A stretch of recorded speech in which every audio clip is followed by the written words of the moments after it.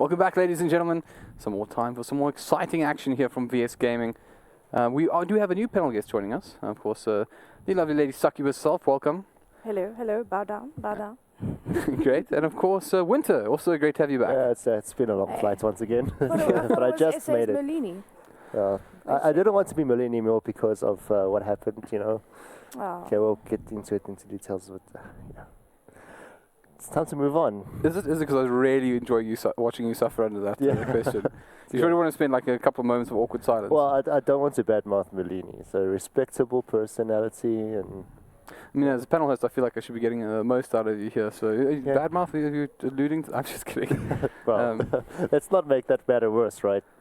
Yeah, no. Yeah, he apologized. He apologized. What are we talking about? Well, Merlini badmouthed South Africa. We said South Africans should move if we want to compete in the international I'm just scene. teasing. Okay. I don't think what he said was necessarily a bad thing. It's just the way that he said it came across a bit harsh. So I mean, he did apologize formally and publicly. So I don't think we need to rip on Merlini anymore. Yeah. So I'm still calling you Merlini. I'm sorry, Ray. Okay, we're all good. We can do that. It's been a long flight. Have I said that? Okay, wait. Yeah, I feel like we've gone back in time for a moment. Yeah. But yeah, okay. So I keep trying to say, enough of our nonsense, but we'll never stop. No. We will never stop. It will just keep coming, and I'm going to provoke it, Marvin. But anyways, obviously, Succubus, in all seriousness, welcome to the panel. Thank you very much. You had a pretty interesting game cast, but one-sided. You want to give us perhaps your last perspectives on WG versus Mythic? Almost got thrown. Well, look, Mythic had that huge wombo combo. The problem is that WRG really didn't care about it. They drafted in a completely different way. They were like, okay, fine, well, we're going to get you in split push, we're going to get you in single target pickoffs, and we're going to make sure that you starve on the map and that you don't get your levels or items up to even pull off your combos. And they did it absolutely perfectly, and they executed that dramatically. But it's also... Okay, Mythic, we know, underdogs, we love them very much, but they are a bit out of the element, and it's also maybe not Sargon's first LAN event, but it's most of them their first LAN events. And the skill bracket between WRG and Mythic, unfortunately, the margin of error is quite massive. We're talking almost 2,000 MMR in some cases. So for them to compete at this level, it's amazing for them, but I don't think they're quite ready just yet. And that's not something bad. I'm not trying to bring Mythic Gaming down because they're an amazing bunch of guys and they're skillful players, but maybe just not at that level quite yet. I don't know if you guys agree with me. I definitely don't. I think you don't watch enough Dragon Ball Super. Numbers mean nothing. It's all just about the Mythic scene. The Mythic army, man, as Sargon would say. But in all seriousness, I mean, what would you feel like? I mean, mechanically, they're not as good at last hitting. Rotation-wise, drafting-wise. They let the Warlock go through. It's just, for me, it was just... It's a learning curve. I think I was probably the most critical of them coming into the first matchup. It did seem like simply a barrier that they weren't going to get past. It was just too much, too big, too soon. But the thing is, it does obviously also, and I think that's probably what you're alluding to, is it gives them a great opportunity to experience what it's like being here. Yeah. And that's probably worth a lot more than... I don't know, actually. I was going to say it's probably worth a lot more than being WG, but personally, I'd really like to beat WG. It would be pretty cool, right? But they've got a bad seed. I mean, your first game against WRG, in the loser bracket, think about it, they're either going to face Energy or APG, another scary thing to face in your second game. So, I mean, for them, they really did get bad luck in that sense, but as you said, I mean, yesterday we were discussing the whole Mythic thing, and you said to me that not knowing what they can do can also be a dangerous thing. Because, I mean, the community knows them, but they don't necessarily know how they're going to perform at a LAN. So that could also be, it could blindside one or two of the teams thinking, oh, we can go into this casually, sit down, maybe mess around with our drafts a bit, and then Mythic could actually take them on and maybe, get up to the bracket with a upset. Because catch somebody looking for the game after you. So after Mythic, we're going to face WG or whoever it might be. We're going to do this, so we don't have to really worry about Mythic. And then they go, oop, nah, sorry boys, we're fighting here. Beer 1 territory, you do not want to mess around. So we could see that happen, I think. Yeah, it's also... Excuse me, wow. Wow. Yeah, this is... I think I was a bit silent. We have an ice frog in your throat. Help me. Oh, okay. My comfort is here, guys. Yeah, but as she was saying, Mythic, as a story, they started off at Open Division, made it up to the play or die. It's the Emerald and the Sapphire Showdowns, and then they made it to the Showdowns and actually came second, So from then on, they came to the Masters, and to play against a team like WRG, I think they started off pretty well. The first game, if they won that first game, it would have been a different story to what we're saying here. Definitely. But just because they lost, it doesn't mean that they did bad or anything. It's just that they need to start to cope with the Masters teams, because they did play against Premier Division teams to get here. Yes. But this is a new experience to them. Like, this is the only problem with that is that they've only played the bottom 4 Masters teams. They haven't faced the wrath of the top 4 or the top 6. They haven't played at that level yet. So coming into their first LAN against teams like this is a very scary thing. And I must say, my hat goes off to Kunshin, because that first game, Puck, he did some amazing things. Yeah. He really did. And like, I think for me, like, Kunshin is the player that's kind of just above the rest of his team. I'm not trying to put his team down, but Kunshin for me is almost at that top tier level in South Africa. For me, he's one of the really good mechanically skilled players on the side of Mythic. Do we know how old good old Kunshin is? Good old Kunshin, I believe he's 22, 23. I'm not sure. I could be wrong. Most of these players are quite young. Taking wild guesses here, looking at his face. Taking wild guesses. If you're looking at your face, if you look 22, 23, sorry, we got it wrong. This is a job for. This is a job for production, friends. Yes, production. We need a little birdie in my ear. Right, so let's move a little bit along, though, because, of course, there is a pretty important game coming up. Oh, yes. And I think that even the sheep cow, this one is the sheep cow, but even the sheep cow is... no, in fact, it's a sheep. It's not a sheep. That's clearly a cow. It's even got the I don't think little Wincow's cow going to be very happy about what you're saying right now. It's Carl and Stacy, by the way. They have names. Carl and Stacy. Well, guys. I believe that's Carl, and I believe Carl is in fact a sheep. Well, he's got Stacy on his lap. He's got a new girlfriend. That's cool. Oh, I saw some other cows back there, but I don't know. Carl's maybe a little bit nefarious over there. But anyways, Carl. So, Energy versus APG. Coming up next.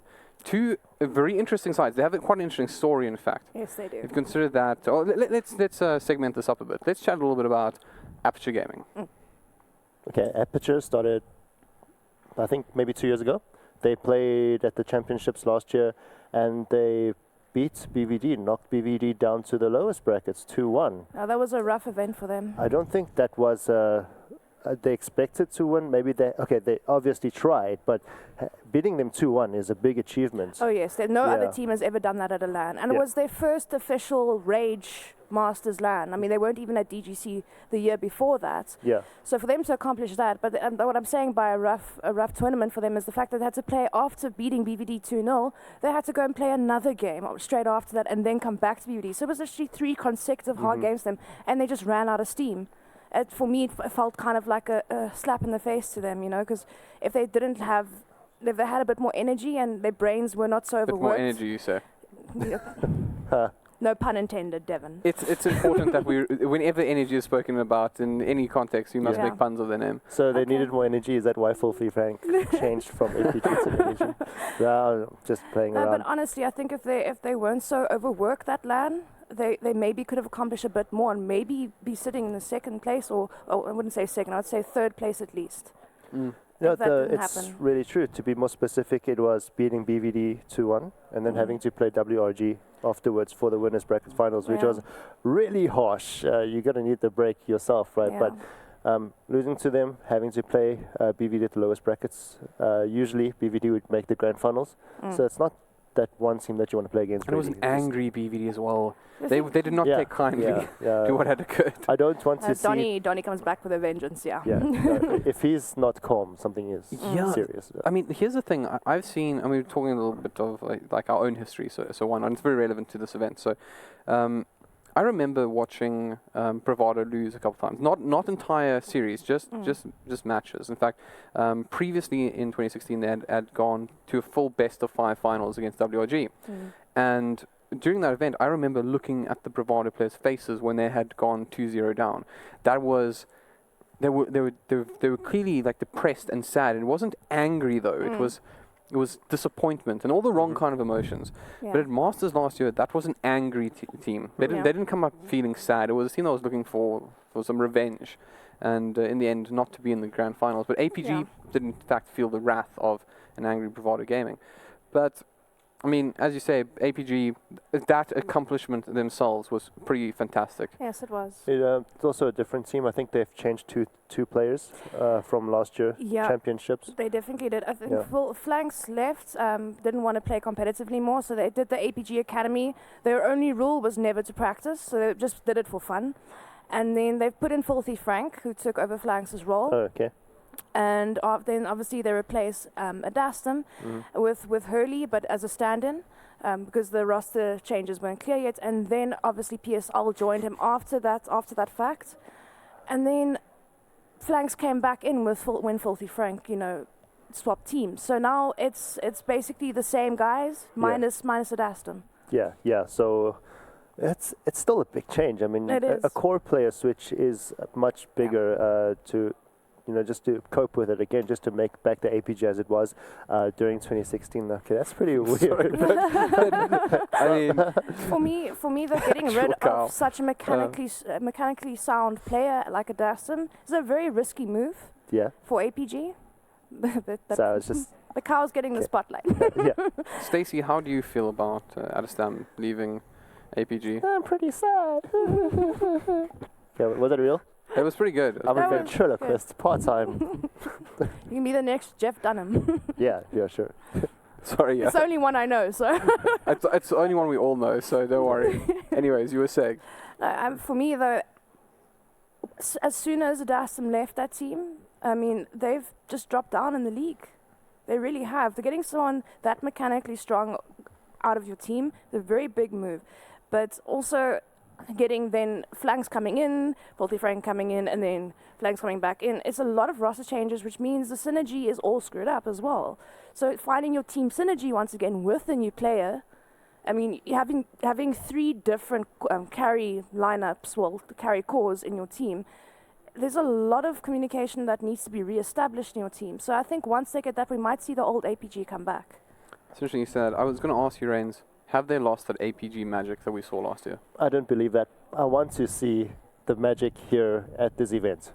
I want to see them, take it to the grand finals. It would be nice, but they have very difficult opponents. They do. Well, that seems like a good segue for me. Let's talk about those opponents.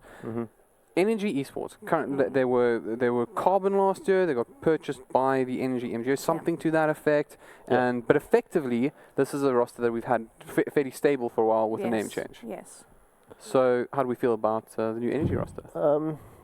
I really liked the Carbon team last year. They were new. I think they were picked up by Medeis weeks before to form this team, and they had Atmosphere as support, and they brought in Strike as well. Strike mid last year was pretty impressive. I enjoyed his Queen of Pain. Specifically, I'm hoping that he picks this against APG. Would like to see this again. Performance has been amazing. Yeah, he's a very good core for Energy, and there's no difference from then to now. I mean, there's even an improvement with Odu as an addition. Ex-BVD I mean, player we've spoken a lot about DotA2. We're talking about one of the men that that made up that lineup. I think once they switched him, they took him out of the position 5 role and put him to position 4. That's when Energy started going, because in the beginning they were kind of trying to figure out where they fit, trying to get that synergy, and we saw them not do so well in the first Masters Leg 1. And then towards the end of Masters Leg 1, towards going into Leg 2, we started seeing a completely new energy. They found that team synergy, and they put Odu where he belongs, and it's just been going absolutely brilliant from there.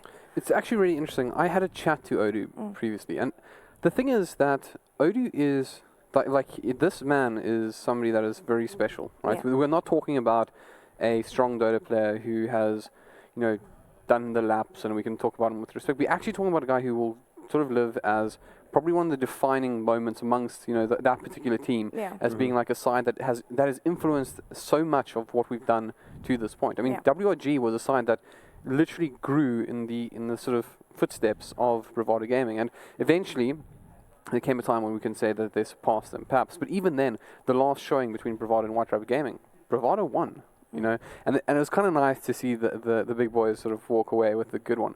But Odu, he's now he has cemented himself as an absolute legend. Yes. And you know where that gets a little bit hard? Is that you haven't actually left yet. He is a legend walking amongst us mere mortals in many ways. Yeah. And I was concerned about how that might affect him. Like you're still here. How do you feel about how you're playing? Are you still serious? Is this just something that you're kind of doing because you can, or because it's something that you want to really invest a lot of your time in? And he said to me something that I was really happy to hear. He said, "I might be even more serious now because there's more responsibility I hold." Yeah, that definitely is. And I really am glad to hear that, because Odu, man, you've been tennis for a very long time already, and we lost a lot of guys that we are going to miss. Yeah, we are. And we're glad you're still here, buddy. Yeah, well, it's not just him, it's also Chelsea, aka Lurker. He's been around forever as well. Lurker, sorry. Lurker, I like Lurker. So not bad. No, but honestly, he's been around for a long time as well. So we've got 2 veterans there. I mean, people we've seen at LANs for 6 years consecutively in, Carbon or BBD or, we've seen them consecutively there, and they've got a lot of experience at these LANs. So, I mean, I would count Energy in my predictions in top 3 at this LAN. That's I like it. Yeah, I like fair. APG. I actually said safe. A safe top 3. Honestly, I mean, looking at the way they've been performing over the last couple of months, they've been getting better and better and better. The teams that they're beating, they're no longer struggling as much as they did. And, they are, I mean, having those 2 veterans on the team, they keep a cool, calm head. They don't let a game rule. Like, if they lose a game, they don't let it rule the rest of the event because of that experience. Yeah. A lot of teams don't have that composure yet. Yeah, and Odu has been around. I think he was Castaway's age when he won his first DGC, when he was still with Ian. Yeah. I mean, was he with the sort of the EN, if that makes sense? So, I mean, we talk a lot about the Bravado lineup, but there was also like that EN from back then. Wasn't it first LIB Evo, if I remember correctly? It was before that. I think it was the Ian with Seam and Zera and Flares in the team. So that was a really strong, unbeatable team. Scans was in BVD. And there was also Bananas was part of that, and Zera. I'm just trying to recall the lineup. It's just a whole mix. They just kept changing with each other. It was actually quite funny, because if you think about it, there was a Bravado lineup and an NG lineup, and they were almost like on rotation. Like, the one guy would go to NG, and then that NG player would go to Bravado. Like, we're not sure if we like this combination. Let's put it back. Just mix it up once again. Yeah, so just to carry on with what you said about Odu as well, I agree. He started off young. He won a championship at like 18 or similar age. So, there's no reason why he can't go further than this now. Still, Yeah. This all seems really like somber now, though. Though we should have some fun. Maybe poke fun at Lucker for being incredibly lazy and playing StarCraft for most of his career. Yeah, for sure. I'm not making that up, by the way. You can probably go and ask him. He legitimately used to play StarCraft during the drafting phases back in the day. And Knoxville can also quote me on that. I'm surprised that he can finish a StarCraft game before a draft ends. Probably just zergling rushing people. Okay. If it doesn't work, he quits. Yeah, I mean... Well, I suppose it's good micro-skill practice, before the game. Starts playing Beastmaster with the boar and then getting necro books. It's just like rushing boars. Right. I'm glad we're sort of actually moving towards actual Dota things now, because it's all been sort of fringe items that I do think are important to cover, but there is obviously an important topic that we really got to go through, and that is, of course, just these teams' play styles. So, what do we know about NG? How do they like to play, and how do you think this new patch has affected them? I know it's loaded, but let's throw it over that side and we'll move back around. Yeah, Succubus mentioned Laka. He's, I don't know, I feel like he's either a very streaky player, like unpredictable at times. At times he pulls off really amazing gameplays, helps the team a lot. And I think that the energy right now is much better than, let's say, comparable to Carbon last year. Right. So with that change, I think it's a big move. It means they need to practice more of the team. They had more time to practice as a team more, and they stayed at the top during the DGL ladder as well. That Succubus just mentioned yesterday. So with that behind them, I think they will do really well. But at the same time, I don't see how it's going to be an easy game against APG. It's definitely not going to be easy. I don't think it's going to be an easy game. I think it'll be a relatively even matchup. For me, it's going to be hard to see who's actually going to win this. It's going to come down to draft. But I think the one thing that Energy do have in their favor is the fact that they are more experienced. And Odu being from BVD, we also saw BVD were the only team that really utilized their jungle well. And now that the jungle's back, I mean, I used to see BVD players move around the map with purpose. I mean, they wouldn't just go and gank mid. They were on the way to mid. They would stack camps along the way. They would actually really fully use the map. And Odu still applies that team thinking into his game. So I believe, like, in this patch, for the creeps, there's definitely going to be, for me, they're going to have more advantage in that respect. And I know Chelsea is normally the playmaker. He's normally, the guy that makes the plays. So, I mean, Axe, those type of heroes are still extremely viable. So I expect to see that. I don't see a Darkseer happening because he's slowly been, nerfed out of the game. So vacuum cooldown changed to 20 seconds. Yeah, I feel like that's like the running joke of Valve. Like every time there's a but Darkseer itself is a hero that I'm really fond of. So I hope it lives. Shame. I mean, the one LAN we went to, I believe it was Gamers Fest, Chelsea had to play Darkseer every single game. He was so tired of that hero. Was that when he was subbing? He was subbing, yes. He was subbing. I can't remember what team was subbing for, though. Don't remember either. It's been a while, hey? It was a while. A lot of things Are we reaching that point now where it's sort of, back in my day? Yeah. We had these guys. Well, Devon, unfortunately, we're old. Oh, man. Speak for yourself, don't get me started. Yeah. I mean, I started off in the booths, and now it's I've made the joke already, but I'm going. I'm slowly progressing further out the lobby. Yeah. Make sure you do it once a day. That's okay. Anyway, getting Good back. joke. Yeah. That's what I like to do. I'm a big fan of sort of doing a joke enough times so it's so dead that it becomes funny again. And then everything's bad except the last one. You like to see worth it.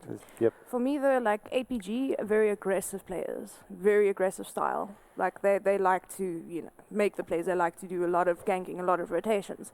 So I mean, the response is going to but they have a very similar playstyle, Energy and APG. Actually, they really do. They're both aggressive, but I do think that Energy might utilize the map a little bit better than APG, just from experience. So would you guys feel that? I mean, it's a little bit early. The players are still getting ready, but. Are you guys happy to make some predictions for this matchup? I'll. No. No, you see, he's with me for the rest of every panel, so I'm definitely going to stick on his good side. Yeah, okay, sure. I mean, although Succubus is quite a strong, independent lady, I think Jackie, your predictions. She's going to be way more trouble. Well, you see, I turncoated you because she could be way more trouble. So you were saying? It's going to be close. But one team has to lose. I'm going to go with APG 2-1. Wow. Really? I have a good feeling about this. Really? Yeah, for real. Is this one of the times where you feel like you're just contributing? I feel like I'm going to be wrong, but if I'm right, I'm going to feel good about myself. Okay, fair enough. So you are definitely a betting man then? A betting man, yeah. I'm going to go Energy 2-1. Okay, cool. So it's going to be like 1-1, and then Succubus and I will be watching stressfully. Who's going to be doing what, Just going to give me that eye. I'm going to say it's I have the cows on my side. It's okay. Not really. They're more some. Okay, What's happening here now? No. Oh no! Rip. There's See, that's energy falling 2-1. It's like, hey. Okay, fine. No, honestly, I just think because of their performance and because of what I've seen in the last couple of weeks, they haven't really. I mean, APG haven't been winning against them. So for me, I think it's going to go 2-1 Energy. I was also quite. I mean, I feel that I don't think it's I think it's terrible, right? Like in the sense that I would probably give this sort of like. Oh wait, I'm not supposed to. But I'm going to do it anyways. 30-70 towards Energy would probably be my sort of bet. And I think that APG can certainly do it. Like there's certainly on in smart. Of course they can do it. But I definitely feel that this is. I was surprised that you so formidably. Well, but let me not give you too hard a time about it, right? Cool. Yeah. Because that's fair enough. Good on you for being all manly and in that regard. It makes the panel more fun. I can literally see some beard growing on you as we speak. I am crying right now inside, but it's okay. Reigns has hidden muscles, dude. Guys. He is. I don't have. It's just under the suit. No, let's just not talk about that now. Okay, we can make him blush. How about yes? I was going to say, I I felt his bicep earlier. It's I don't think. I think you would blush before me. That's also true. Leave me alone, especially you. Please try. Okay, anyways. Right. So moving away from that sort of thing. So we are obviously still quite early on in the tournament. We haven't seen too many drafts just yet. Yeah. The one that obviously has been sticking out, however, is Warlock. Yes. So do you guys think we're going to see more of it?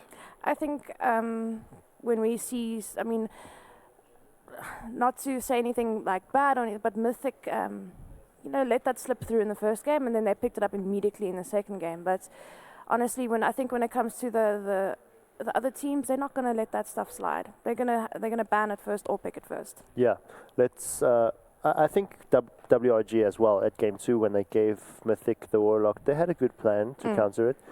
the same as APG versus Energy. If they ever let through a Warlock or a Sven, it's probably why. They have a very good reason why. But if not, I can see first pick Sven. Legion Commander's up there as well. Yeah. I was going to say Sven seems to be getting a little bit less love than the Warlock, in the sense that it's almost like it's the second best or something. There are a lot of alternatives to Sven, like Lifestealer, you did mention this last game, and Legion Commander as well, but I'm probably going to see this banned out. It was banned both games last series as well. So look, the only thing that really changed with Legion Commander is the mana cost of her nuke. Look, it doesn't allow her to spam it like she would normally in lane, and obviously it made it evident when they were ganking. She could have gotten that second kill if she actually had the mana pool to cast the second one after everything. So I think that's really the only thing that's changed about her, and things that she's going to have to make more preference on actually finishing off that magic stick and, you know, getting more of the stat items so you have the mana pool to do it.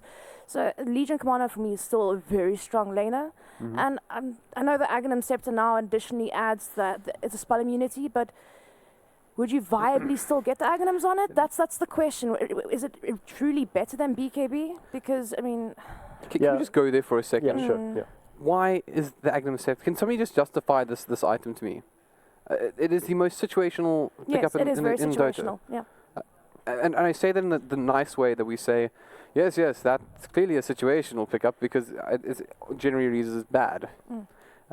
It's like an Aghanims that are almost forced into the game at this point. And it's on a hero that's actually quite good and it could have something else there in its place. It's, what you said. It's very situational.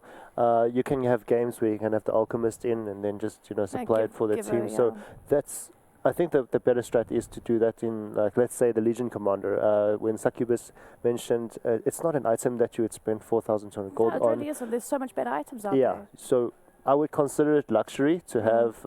is it even good, though? I mean, because then your allies don't need damage. It's better than normal, I must say, but not for 4,002. I mean, especially for early game deals. I mean, yes, you get your Blink and you get your... you get your Blade Mail, but why would you go straight for an Aghanim Scepter after that? Because early game deals, you need your teammates to help you get the deal damage. You can't viably pick off a solo hero unless it's a very squishy support with brown boots and a magic stick. Or with that Blade Mail and it's a Sven and God Strength. And then feels good, man. Yeah, and then if there's anyone else, there, you're not getting that deal off on your own. You know, it's very hard to get early game deals like that. You need your team's help, so that's why you pick a Lina with a Legion Commander, because you deal Laguna Blade or invoke it as Sunstrike. You know, something that you need extra damage. So Aghanim Scepter for me, it's still bad. You don't receive friends. Well, you can't get your friends help, and you know, like, yes, gives you spell immunity, but you'd rather just pick up a BKB, you know, or you know, something in something else. You really, like, for me, or Deso, for instance. I mean, come on. This brings me to a spicy topic. Poor anti-mage. I'm not so worried about anti-mage. He's the only one that can't do it. It's a lady we haven't seen much of just yet, right? A curious young lady. She used to be the bane of all pubs everywhere, and loved by cosplayers around the world. Drow Ranger. I mean, the Deso thing has got to be making some people wonder if she's not, in some way, viable.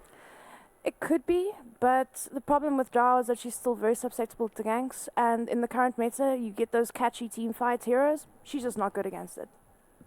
She can't stand on her own. For me, I just don't feel like it's a pick. It's fair to say. It's very situational where you get the space to farm. We're just going to get ganked. And so my puppies are safe, is really what I'm hearing. Your pub games are usually safe, yeah. Okay, that's good to know. Yeah, unless you get stacked against Ian. Sorry. Which happens. Okay.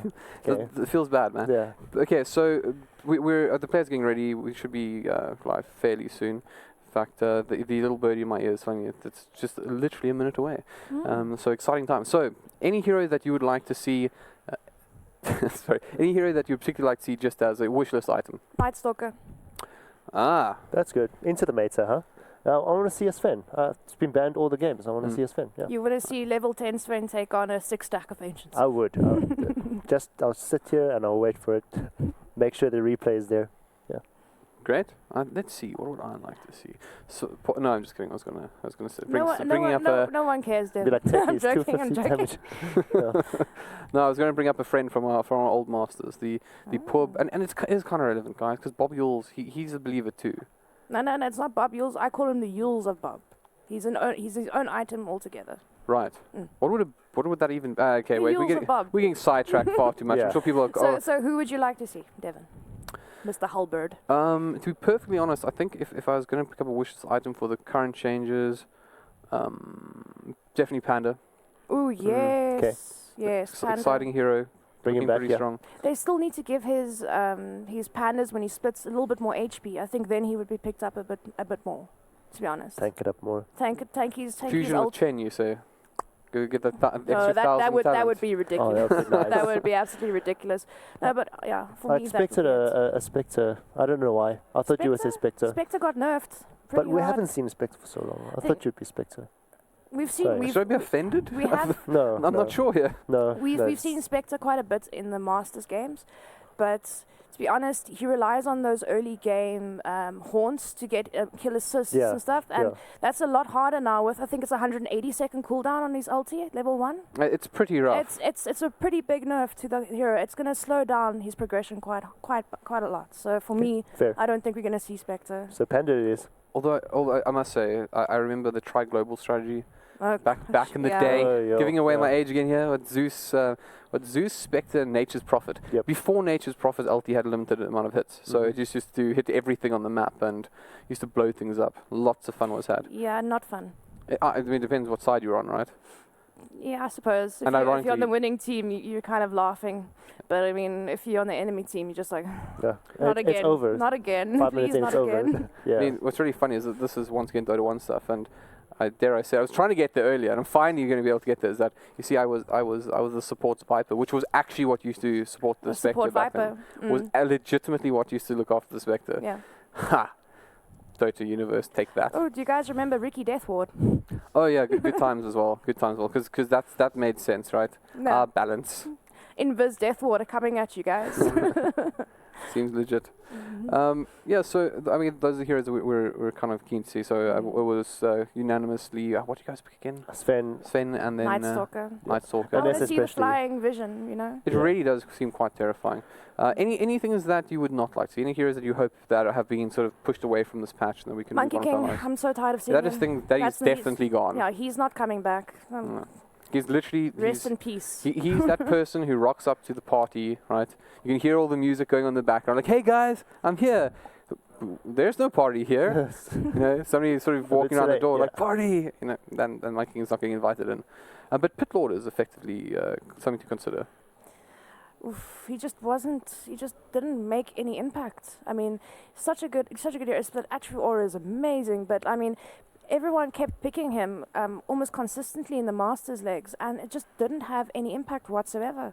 I mean, Centaur and Slardar, those type of heroes made way more of an impact, even though on paper they're worse on paper, but in the game mechanics, it somehow just didn't do anything for them.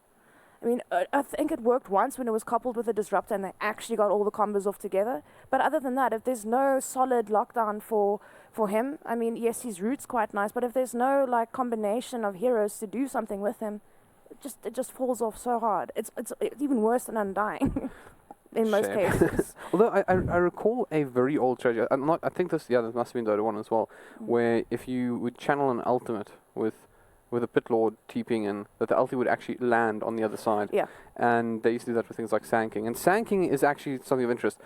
I feel like I'm either going crazy or this is the case, right? So they changed his Sandstorm. Yes, it's a lot stronger. To be, because it now does more damage at level 1, and it still has the same sort of duration, right? But the fade delay is now shorter as a trade-off.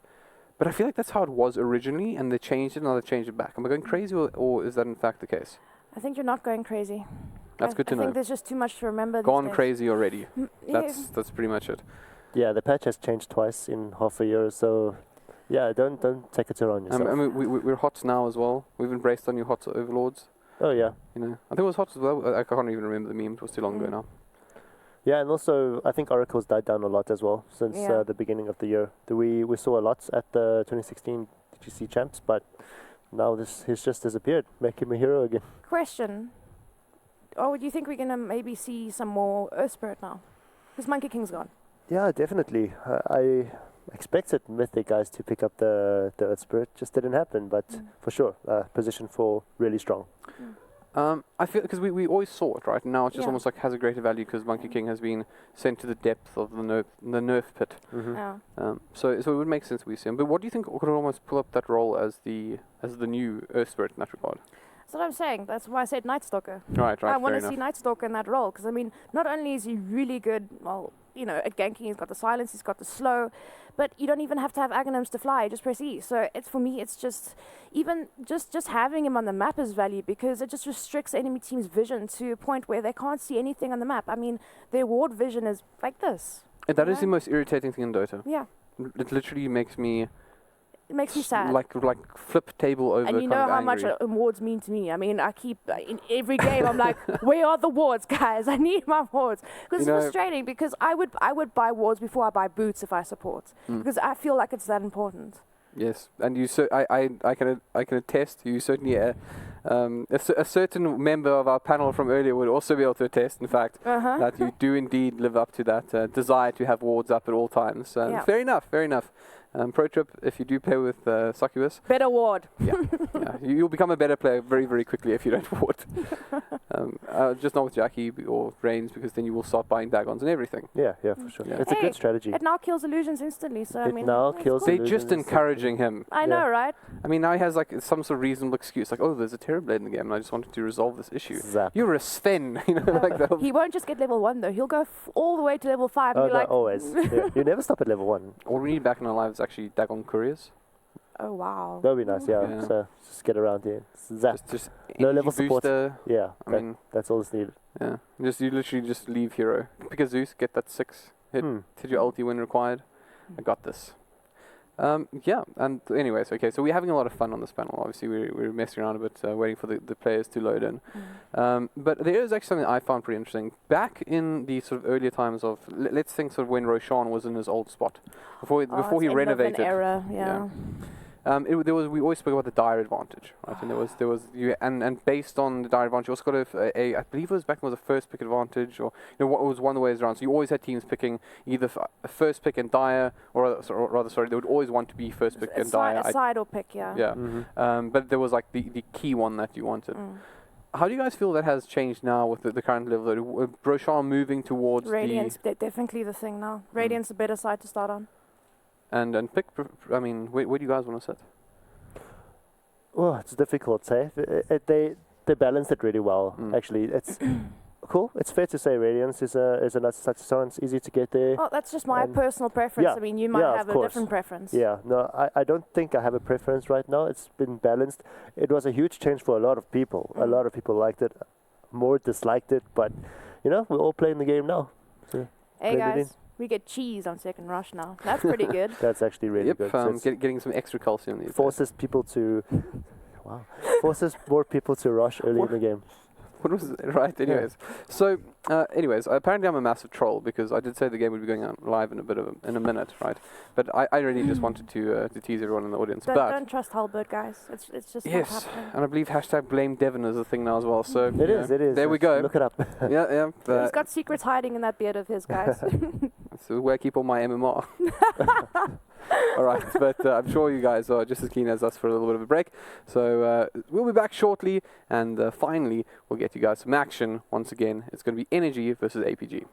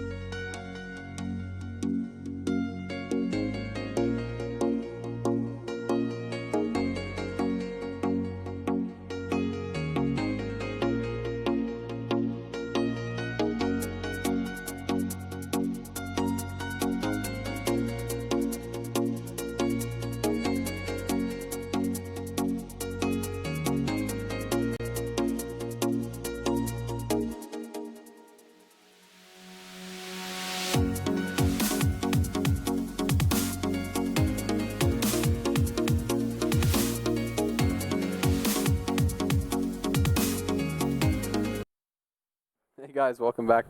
I'm sure you're so glad to see more of our nonsense and not the game just yet. Hello. But I promise you, at some point there actually will be Energy versus APG. Some points of the day. At some point. In the meantime, you're trapped in here with me. But yeah, obviously we are experiencing just one or two delays, but should have it up hopefully in about 10 minutes. So that gives us 10 minutes to force everyone to listen to more of our conversation. They can always just mute us if they don't like us. No, don't mute us, please. Listen to our nonsense. Yeah. I literally just imagined in my mind's eye like somebody literally listening to Jackie and just boop. I mean, if it gets too bad, we'll just have you do the water droplet sounds for us. I mean, that's a pretty good job. Oh, what? Yeah, Seriously? that's cool, right? Yeah. But that's how, so hold on, can you just please not give away our ace in the hole just yet? I said if we run out of things to discuss. I'm going to real life commend you. That's cool. Nice. That's how I got my nickname from. That doesn't really, is that? No, it's not. How Reigns came about. Like one day bored at home, I can't do it. So Okay, actually, can you make it sound like I'm doing it? Just get the timing right. Okay. So you were one day just sitting at home, just going. No. Yeah, just have to give me a time. I was. You're bad at this. Yeah, that, ladies and bad gentlemen, is what you call a fail. And that's what you call that teamwork, right? I mean, it's like you're flicking yourself.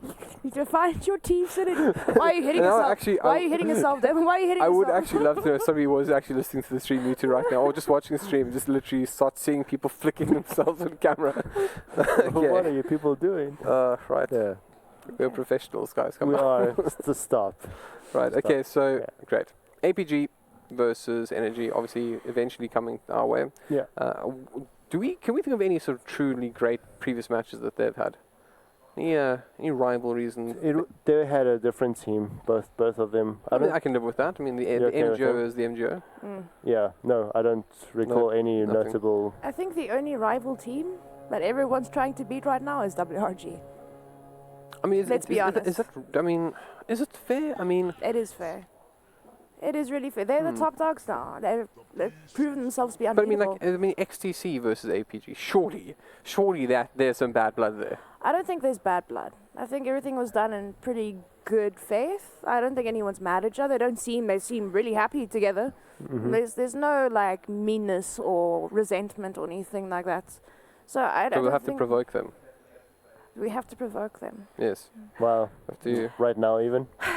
This community starts. needs to come together more, not I was literally fight. thinking of making something up on the spot. It was being like, "Yo, you should have heard what Adestab said about Bobby Hills." You should have. You look, Adam is quite a, I would say, gentle and kind person. He's not the one to you know. No, he's a very likable guy. I mean, he's nice to everyone. I don't think I've ever seen him be rude to anyone before. Who's the worst? Who's like the worst player? The worst guy on social media or just in general? Because on social media, it's probably Shidawi. I would give that hat to PSL. I'm sorry. Really? PSL is probably the Because I was worst going on to say, social but media. Shidawi is wonderful in person. Yeah, he is. Like He really is a nice guy. And he also goes, so, which I'll never get over. he wasn't aware of it, which is the best part. That's great. But Who's the worst? in game, from personal experience, I would have to give that hat to Rage Boss. Right, okay. Jackie, got any favorites? Oh. And by favorites, I mean not your favorites. So difficult, hey? There's so many good players. Alistam is one of them. Not talking about We're not talking about actual favorites. We're talking about... talking about people with bad tempers. yeah. Sorry. Well, why talk about Alistam? Okay. Because he's a nice guy. Yeah, he is a very nice guy. Bad temper players. Sorry, everyone's just so nice to me. I don't know. I don't know. It's hard to say. Can we go with like greater esports community, like sort of people that are sort of on the fringes and that sort of thing? Okay. Yep. Can you give me an example? Prophecy playing CS:GO. That man goes crazy. Like he's not the happiest. Shout out to you, Sean. I know you're watching. I'm gonna give you a little heart. I would actually love to see that man rage because he is so reserved in real life. I don't think he's going to. He's much better. Come on. He's in CS:GO. Have you played with him recently? No, I haven't. He's so controlled. He's like the team leader. Oh, really? Like, okay, guys, you calm down. I'm going to carry this. I've got this. Or something. Like, right. It's got that thing going on. Yeah. I clearly haven't been playing enough CS:GO lately. Yeah. Because Dota hype, right? Dota because I got that on my system. You know, I'm a new man, and by that I'm an old man again. Until the next CS:GO event, which I'll probably be The young man again. something like that. It works. Yeah. So, anyways, I hear drafts in my ear. That's exciting. Apparently, the South African servers are down, so we are trying. They're setting up the local servers, I believe. Oh no, we're being hurried. Sorry, no one can talk because you're gonna love this one. Take us in. Drafts up. Right, and that couldn't have happened 2 minutes before I insulted one of my friends. Well, we didn't exactly insult them. It's not like they're bad people in real life. They just got bad tempers on social media or in game when things get rough. Yeah. I don't know anybody who's sitting down here that is, because I can stare at the person now, right? And then I can't give away who's the ragey one. Yeah, I rage a lot when people do dumb stuff. It's like... You mean like picking banning Treant first? Not placing wards. No, not placing ward is a very bad idea, guys. Even in pub, it's like... You expect me to carry the game for you, but you don't want to put wards down for me. I'm sorry, guys. Nah, not happening. Well, you know what else isn't happening? That's an Abaddon. Sorry, I thought it was a Night Stalker for a second. No, that's definitely so Abaddon's still possible, but yeah, Abaddon and Warlock banned out so fast, as well as the Treant Protector, as well as one of my favorite Arcanas, actually, the Legion Commander. Some very strong heroes getting banned out straight off the bat. Very strong. I mean, the tree doing that root instead of the bash, it's absolutely ridiculous. Yeah, also Abaddon is very viable, right? If they want to play further than position, they can go offlane if they want to with the Abaddon to keep him alive. You know, you can play dual lanes as well and all this meta. Nothing wrong with that, but wow, we all expected the Warlock to get out of the game, but Legion Commander as well, it's just second ban. I was hoping that they would let him through, but yeah, right now they do have a Sven, so Energy can pick up a strong carry like that first, and I don't think there will be a problem with that. Where is the Shadow Shaman? I actually heard people chatting about Shadow Shaman outside. What was interesting though is they were alluding to the fact that you pick up a Shadow Shaman and it feels like a push draft, but then it isn't, or something like that. Although ironically that was also alongside the Jakiro. So level 1 damage nuke, that hero does a lot of damage. So boosted his DPS indeed. Nice first 2 picks from APG. I've got no complaints about that. Succubus, you did mention about Doxia's trying to fall out. It's getting nerfed and nerfed and nerfed and nerfed. I'm actually surprised to see it. It is good combo. I mean, if it was just a Doxia, it'd be nice. But with the Jakiro, you can set up a nice ice path into vacuum into the Wolf replica as well. The Macropire is really strong at level 25, where it pierces through immunity and everything else. So they got that going. It's just getting to level 25 that's a problem. But whoa. A little bit. Am I wrong or right here? But doesn't he first have to get an axe to have it pierce the No, that spawn just music? makes his Macapie block out the sun. Ah, okay. Yeah. You Yeah, know, like his math. Yeah, I know it gets a lot longer. Yeah. But I'm just really not. It's a level 25 talent tree. It's a level 25. Okay. Yes, yes. 'Cause I know a lot about the new patch, but I can't remember everything. I'm human, guys. Indeed It's a you big are. patch, right? It's a huge and it's patch. and you know when they have important things there, like being able to purge clarity. Yeah. Yeah. Yeah, It's the small important stuff. things, Right yeah. next to axe, cutting blade, removes 30% of your opponent's damage. So you know, Also there's very a. situational. I feel we've thought about this before outside or something. Yeah, it's we spoke about the Legion Commander axe, but we didn't speak about the axe, but it's also very situational if you would actually get the axe. It's definitely better than his old one, I think. Yes, it is, I think, as well. Because it adds a movement speed float, but it buffs your movement speed at the same time. Plus, they do 30% less damage. Nightstalker ban, no! But getting back to Reigns' point, though, with the Jakiro, yes, Ice Path and the Macropie is really good, but I feel like Jakiro in lane is a nuisance because of that liquid fire. Liquid fire, and what it does to towers as well. Amazing. That hero in lane it's not fun to deal with. I mean, you get liquid fired, every few seconds, and it's really hard to hit creeps. Yeah, no, indeed. This is also weakened by the Kotal pick from Energy Esports. That actually counters Doxia really well. Yeah. The Jakiro is just there. Sakiba says towers could be gone easily in the safe lane. And then spanning out the cores again, Templar Assassin. I haven't really seen her in this meta yet, although it's been 5 days. And also the Juggernaut. Yeah. But no, wow, there's a Rubik first pick. So yeah, they just need cores. Unless Jakiro's playing mid. Jakiro mid's actually a thing now. So Yep. yeah, I actually could see him going mid. I don't know about you. What do you think, Devin? Do you think you can see him going mid as well? I don't know, because I always think of Jakiro as when he was a sort of tanky offlaner, and it feels like a lot of investment into Jakiro to put him mid. You know, like it is a very powerful. There's a lot of sort of value you can get out of your mid, and although Jakiro is not a bad hero and he's not snowboardy or by nature or anything, so I'm going to guess not. But hey, you're the analyst. Oh, you could do the Rubik mid thing as well. We could just try picture Jakiro on ACG. Ooh. No, not really, right? No, I can't. So it's not going to be a Jakiro mid, I don't think. It would be nice. You'd be pushing towers faster. You've got your Rubik to rotate to you.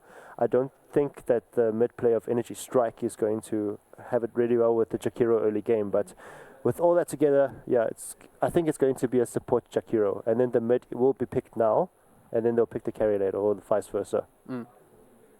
Like the cuddle for me is going to be good. Mana leak. Just max mana leak, guys. Blinding light, max mana leak, goodbye mana. Ooh, but they picked the Invoker as well. So I think the Kotal alone is like a counter to the whole of APG. This is a pretty dangerous pick up, that Invoker mid. Although it's been left out and he's a very powerful mid hero. I don't think it's one of the strongest, but with that being said, we haven't seen what Energy has picked yet. Besides the Terrorblade, of course, that we haven't talked about, but very generic. He's very strong. Just stay in the safe lane and hope your Kotal and Shadow Shaman can push out the lanes for you, and then just give the space for your position one to farm up. But otherwise, well, okay, welcome back. Nix. We love this hero, right? It's just saying. It's literally been the name of one of my Smurfs. Yes, Nix. For me, Nix is somewhat underwhelming. I agree. He could be picked more. Remind you when he mana burns Invoker if he's underwater. Yeah. So we've got a Nyx Assassin and then we have a Kotal. And Kotal is picked second. Now they have a team of spellcasters. I think APG has to pick a proper, a full-on anti-mage carry or something, just to give him some space. While the rest of the four do things. The thing is, for me, Nyx Assassin, the only person he could actually viably pick off here is probably the Rubik, but then again, he's got the lift. Because, Jakiro is quite tanky. It's going to be a hard pick off for him. Yes, Rubik's squishy, but he's still got a steal or a lift. He also has a damage reduction. And then, of course, Doxia's got the Surge, Invoker's got Ghost Walk and Ice Wall, all those good things, Tornadoes. It's going to be really hard for me to see Nyx actually get that solo pick off. I do think I need to find these guys afterwards and ask them what the particular reason for the Nyx was. And then know what's going to happen. They're going to say, it's a good hero. Yeah, but I mean, you can't have spike carapace up for everything. And you know, Guys, something is off here. Are we going to see a core Venge? I think it's a mid Venge. The only person I've ever seen do that successfully is at Aston. Still, with that being said, this Vengeful Spirit is quite a good hero against the Invoker, hey? It is. Full-on physical damage, you grab your stun when you want, and then here comes Nyx Assassin rotating at level 6. But try call these lanes. I mean, where are we seeing this? And we'd expect this, because this is not a mid-Terrorblade, potentially. I don't think so. It's not against Invoker. No, you're just falling into a death pit there. Okay, I like this. I think Terrorblade safe lane with possibly Nyx off lane. We would have Shadow Shaman maybe rotating, Coddle babysitting and stacking. Yeah. And possibly the Venge actually going mid, or the Shadow Shaman. It's a dreamy. That's Odu, right? Yeah, Odu Venji, which is. Odu Venji. You actually call it right, I think, Albert. It might be a full-on carry Vengeful Spirit. So Chosen One actually might, and Strike actually. So I said. What do I need you guys for? I mean. Wait. Sorry. I did say either Shadow Shaman or Venge mid. Yes. So thank you very much, Devin. Goodbye. She's half right. I think it might be Shadow Shaman. Might. Well, time will tell. Might. So no, but the Slok though, that's just nasty. So so looking at the drafts, is there a particular side that you think is which draft would you rather be playing for? Let's go with it that way. Oof. Look, on paper, I feel like APG, the draft, is a bit better. Are you scared? Just a little bit. You know, you don't have to put your hands up in the air when no one can see you. I can still see you. But yes, I think Reigns. it was for you. Yes, Reigns, definitely the draft on APG for me is a bit better here. Yeah, in a sense, I agree with the Slok. Let's just see. They have. Slok has got a lot of juicy targets to pick off. I mean, he's got a Venge, he has a Coddle, he has a Shadow Shaman, he's got a lot of juicy pick-offs for himself. So for me, it should be a pretty easy game for a Slok. Yeah, I agree. This is a very nice DPS hero apart from the Spellcasters on APG's side. And then, well, I just want to see where the dice set is going to go. This is pretty weird that they picked up the Shadow Shaman against the Invoker. I don't think I'd be brave enough to go against it, but although they're both in the early game, Invoker takes a bit to get his spells in, so I won't go down against the Shadow Shaman mid, but I would like to see a Venge. A Venge would be nice. So who would you put mid instead of Invoker then? Because the Shadow Shaman was first pick for them, if I believe. Invoker was fourth pick for them, third or fourth pick, and Shadow Shaman was first pick for them. So who, obviously believing that he's not going to mid against the Shadow Shaman. But I mean, who would you rather put in mid then, in his place? This is probably, generally speaking, I think it's going to be a Shadow Shaman. I can't see a Venge going right now. Okay, wait, but Strike is playing Venge. No, Strike is playing Shadow Shaman. Yes, he's definitely going mid. Wow. What is this we have Oh, here? the Terrorblade. So your death lane has been called here. What's going on even? What's even going on? I feel like we were chatting about this earlier, and somebody might have said it was going to be a mid Terrorblade. Who? Somebody said that we would see the mid Terrorblade. I was curious, you guys, to recall who might have said that. You said that. Oh, right. Okay. What a guy. Halbert wants a naughty badge. Everyone, give him a naughty badge. No, but I think if you look at it in the big picture, I mean, Reigns is right. It's kind of a death matchup for Terrorblade. It's a very, very risky lane for him to go up against an Invoker. I think the problem with Invoker is that there's so many risky builds. lanes. But what I do think what is quite nice though is there's some pretty monstrous supports on that side, right? Oh yes, the rotations can be devastating. And I think that's what it has to be now. You're literally saying like, right, you take Invoker, you're going to have the advantage, and then effectively the most terrifying time for the Invoker is probably when Metamorphosis is about to run out, because I think that's the point where the supports are like, cool, we're going to buy you some time to right click those creeps, and the best way to do that is when your opponent's on the lane, and that's when they'll probably come out swinging and bring down that Invoker, or at least attempt to, and even just the pressure might be enough. I think it is worthwhile noting though that the Rubik is not the most fantastic rotational hero. He's not bad. No, he's not. Because he's got the telekinesis, which can, it's better than a stun in my opinion, because it puts somebody in a position where they don't necessarily want to be. But he doesn't have a huge amount of damage output or slow or anything. So he's not a great rotational hero. No. And Jakiro is Not reliable stun. Yeah, and Jakiro's not the greatest either, right? Like he's okay. So it is a little bit harder for the pressure to be sort of returned onto the Terrorblade. So I don't know, maybe it'll be interesting to see how they sort of handle this. What do you guys think? How do they go about this? For me, like, if you're going to make rotations to Jakiro and with the Rubik, you need to max, you get, like, obviously the value points in your stun, but then you max your Q and E. Because you can slow and do the damage over time more so. And that, for me, actually does more damage than anything else with the Jakiro. That build, for me, is extremely strong. Max your W, max your E, get your value in your stun, because you need your stun. So, but I mean, like, for me, if you want to kill with a Jakiro, you go for the max slow and the max damage over time, because that's going to get you your kills in the end.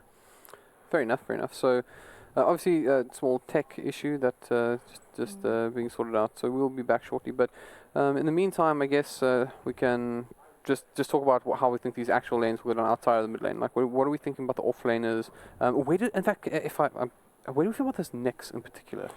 Yeah, I was thinking, I'm not playing on Ian's side right now, so it's difficult to sort out what they want to do in the later stages of the game. Because you have the Nyx Assassin is most likely going to the off lane, that would give space for Vengeful Spirit to farm up, but how far, you're obviously not going to outfarm a Slock on APG side, not a chance, right? So if Terrorblade fails mid against an Invoker, you have a very slow carry farmer, that's the Vengeful Spirit. So what's going to happen from then? It's I still have to figure out why. Venge as a carry is very strong early game, but it falls off later to other carries, and it's definitely not going to outcarry a Slock. There's no way. Then you have to rely on Terrorblade to farm up, even though losing to an Invoker. I'm assuming he's going to lose an Invoker. And then you have this Slock that's just going to carry away. And I'm pretty confident that... And once he has his Shadowblade Echo Saver up, I mean, he's just going to eat those guys up, like, especially poor Coddle. Poor Coddle. Poor Coddle, poor Shadow Shaman. Yes, they've got disables, but if he just Shadow Dances or initiates on them, there's not much they can do. And especially once he gets a fast BKB up straight after the Echo Saver and Shadowblade, it's, there's not much... Is it potentially something we're not seeing? Because I think we're sort of running this as the sort of, this is how Game of Thrones works. You have your laning phase, and you perform these actions, and at some point you have these sort of the hero interactions based on allied and opposing heroes. Is it perhaps something we're not seeing here? I mean, there is that Shadow Shaman, right? And that is a pusher, right? Yes. Is there some sort of... So is the Terrorblade. Yeah, so is there not maybe something to this where we're not seeing that there's actually like a push strat inside all of this? No, I mean, definitely a push strat, but can they actually do it? That's the problem. Like, that's what Reigns is saying. They could get overrun by just the pure fact that they've got more potential in that early game, and also the fact that they've got way more disable. I mean, they've got shackles, they've got sheeps, they've got stuns deluxe. So I mean, sheeps, you say, like that, which is not a cow. This, my dear Halberd, these are cows. That one is a cow. This one's a cow. That one is a sheep. I don't see. It's got little like sheep thingy. I mean, not my word. He's even making me say it now. Okay. Does it have udders? It's a bull. Bulls don't have Where udders. are its horns? Right here. Okay, it does kind of have horns. Kind of. He's just got 4 ears. Don't know what you're talking about. Everyone knows. Yeah, but okay, just to make some sense into this, Terrorblade, okay, he can win. He can beat Invoker. There has to be a lot of rotations from the Shadow Shaman. Yes. And the Coddle has to help out the safe lane. So it's going to be like 2-2-1. Nyx at level 6. Nyx can get to level 6 pretty fast. Yeah. If he doesn't get zoned out, though. If he doesn't get zoned out, yeah, of course. It's against a Slock as well. It's pretty difficult to not to. And then, yeah, just try to gang Invoker at level 6, highly possible. You've got your Shadow Shaman, you've got... Feeding Terrorblade would be nice. Giving Terrorblade an Invoker kill first blood mid. Yeah. So do we like the Nyx pick? Yes. I personally don't like the Nyx pick. I just feel like there's better heroes that can be in that role. But... For me, like you said, Devin, Rubik, Jakiro, not exactly the best rotating supports, but on the other side, they have better rotating supports, so they can make more things happen. So for me, like, it's going to come down to that early game, and of course, if the Terrorblade fails, then it's going to be a problem. It's going to be a problem because they're going to get out-carried by an Invoker, a Slark, because, guys, I mean, Invoker Aghanims, once he has that item, he's got so much control over team fights. It's going to be really hard for them. Spike Carapace isn't getting you out of that, you know? Yeah, no, it's not. Spike Carapace and an extra stun. I'm not going to say no to the Nyx, but there are other options. I just don't think they would pick like a Simbasaur, for example, for this, because now they need to rely on farm, and that's in the end up to the Terrorblade.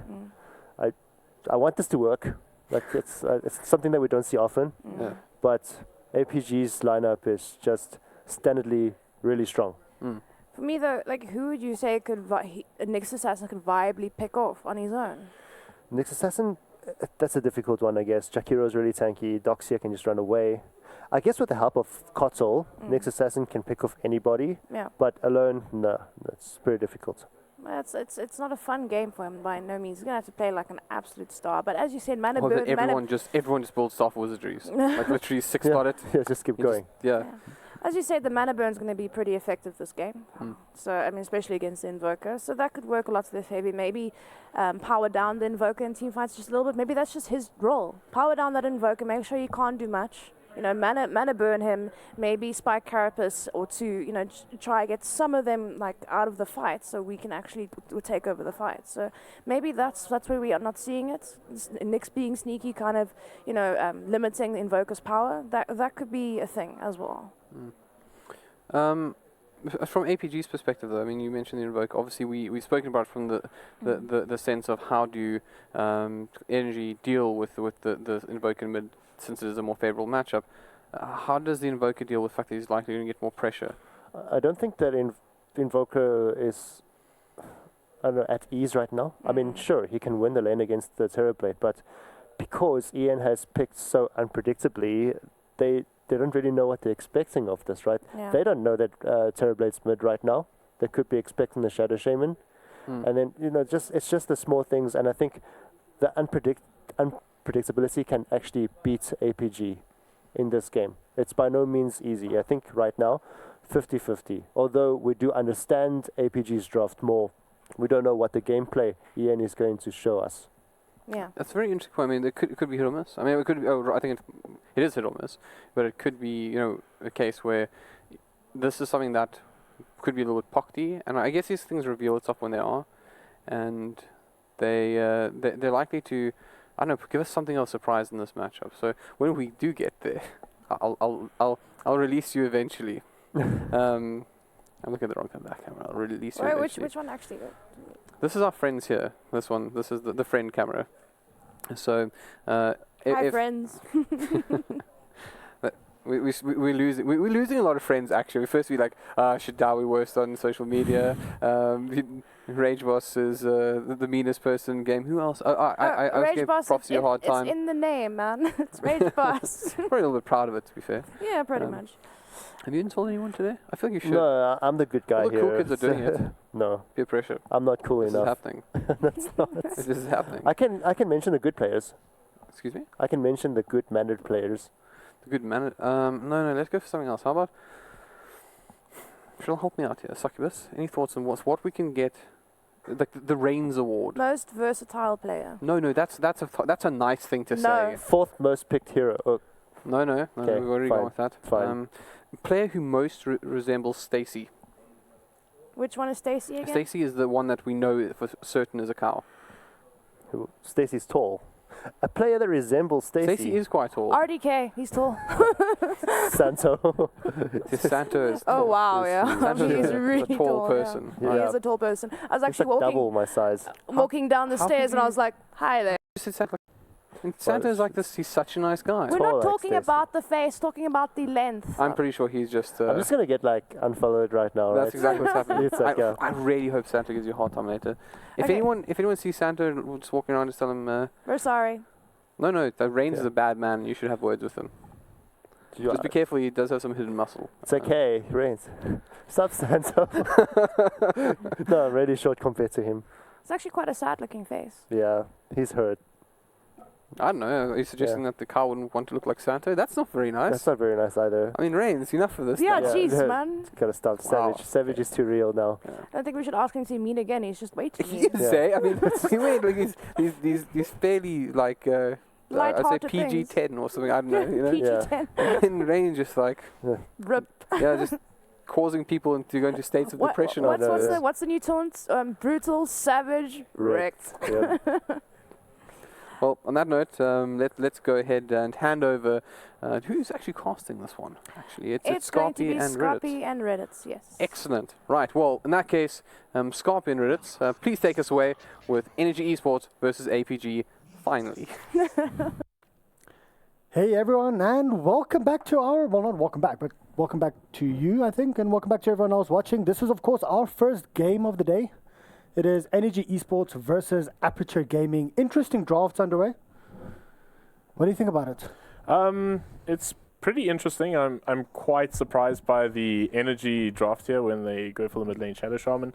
It's a bit cheeky. He's got a large amount of physical damage. It's going to be still a challenge to deal with an Invoker, I feel. He's got very short range, so Invoker's going to be able to harass him out of lane pretty easily. So that's going to be something for them to be a bit concerned about. But, I mean, it's a new patch. There's potentially, this could be the meta. What do we know? What do we really know?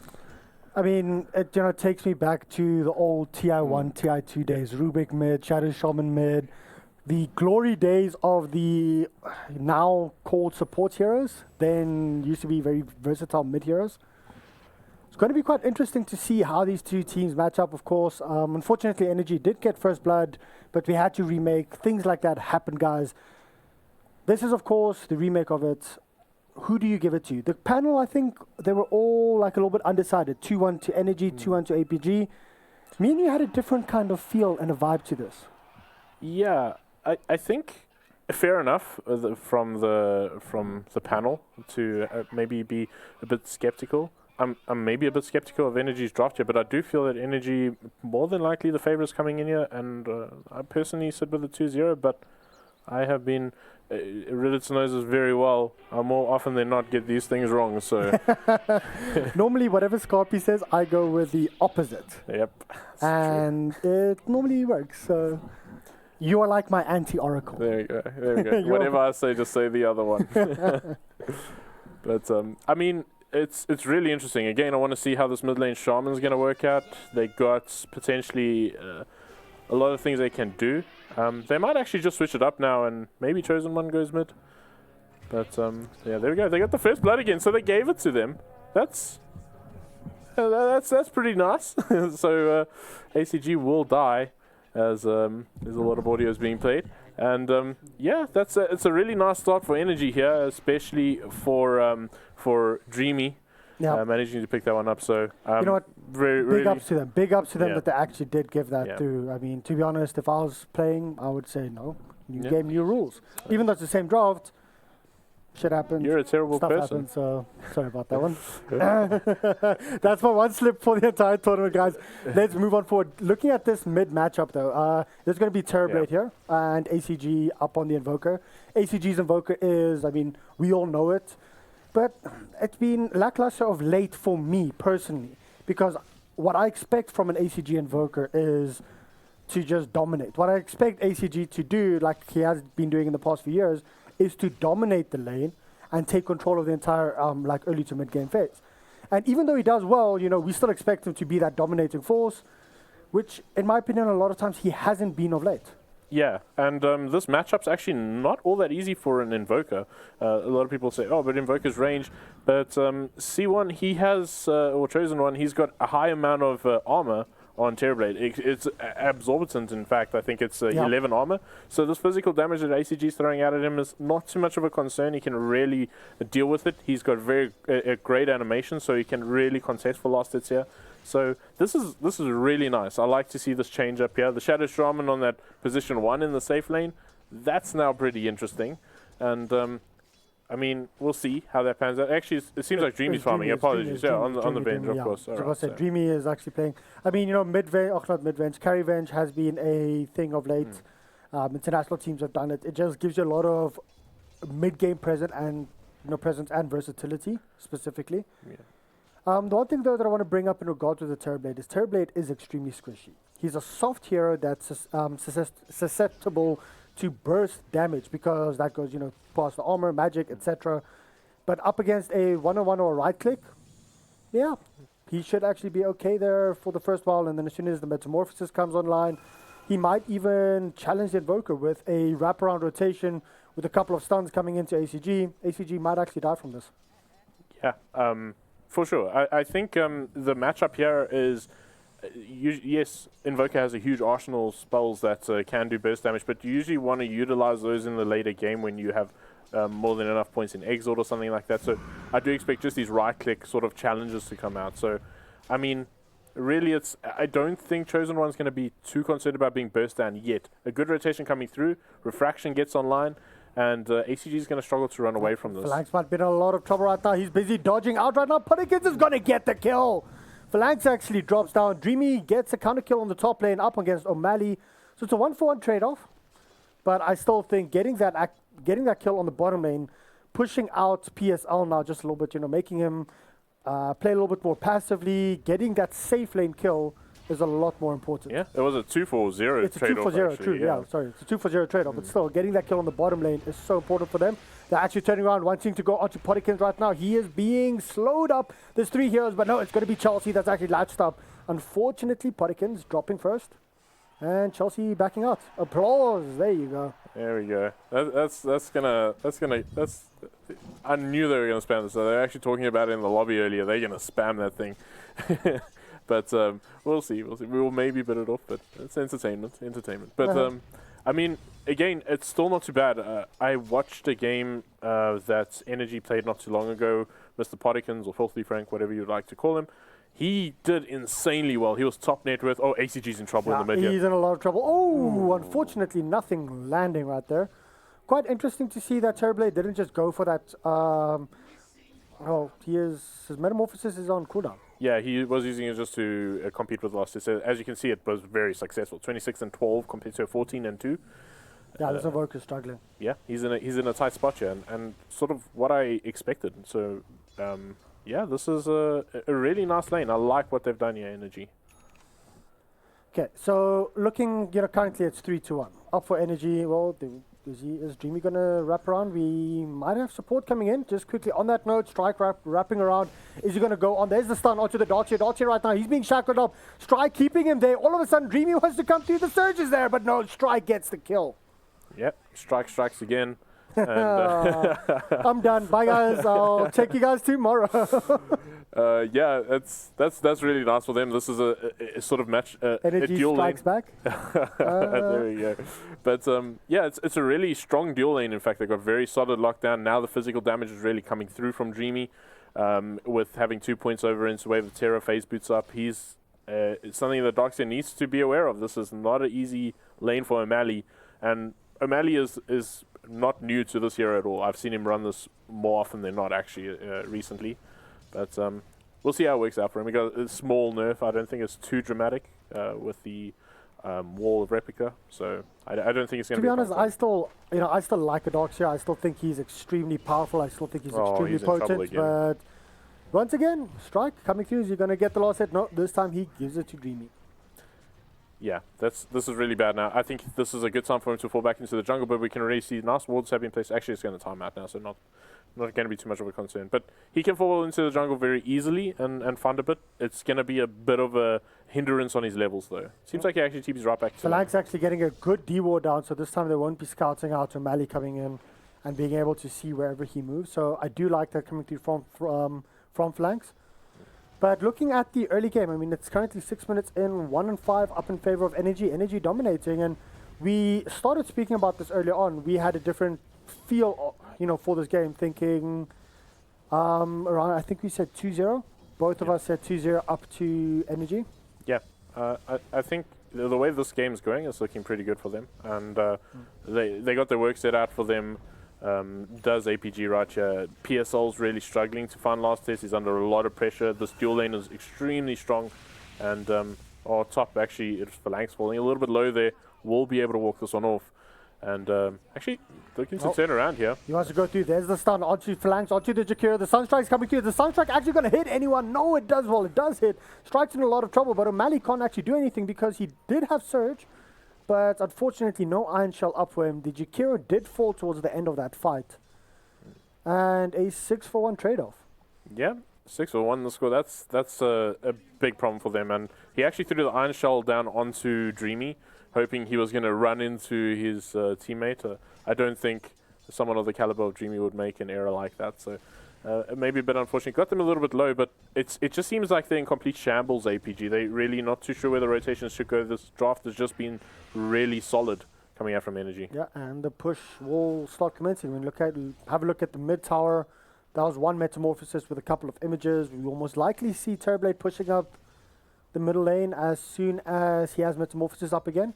Bottom tower is nearly down, and bottom we might actually see an engagement here onto the Slug. Slug goes in for the leap, gets stunned up by the Nyx Assassin. Nyx Assassin wants to turn around. He wants to go for more. There is Mr. Pottykins. He wants to get a kill on Phalanx, but unfortunately nothing's landing right now. Sunstrike, oh, narrowly missing out to Chelsea, but they do turn around. Shadow Shaman goes onto the Jakiro right now. Jakiro needs one more hit. Who's going to get the kill? Strike gets it. There you go. Energy strikes back once again, and this will be the fall of the tier 1 bottom tower. Yep, that's not going to get old.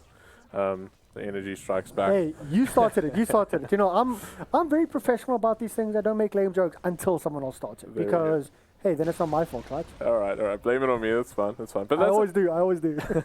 That's a tier 1 tower for them, though, and they'll be more than pleased with that. Mr. Pottykins has been doing a great job zoning out this lane, freeing up some space, and now all of a sudden, I mean, they got a lot of wards down in their middle lane. Sorry, they want to actually go in here onto Chosen One. Chosen One taking a lot of damage. There's a lot coming through the cold snaps.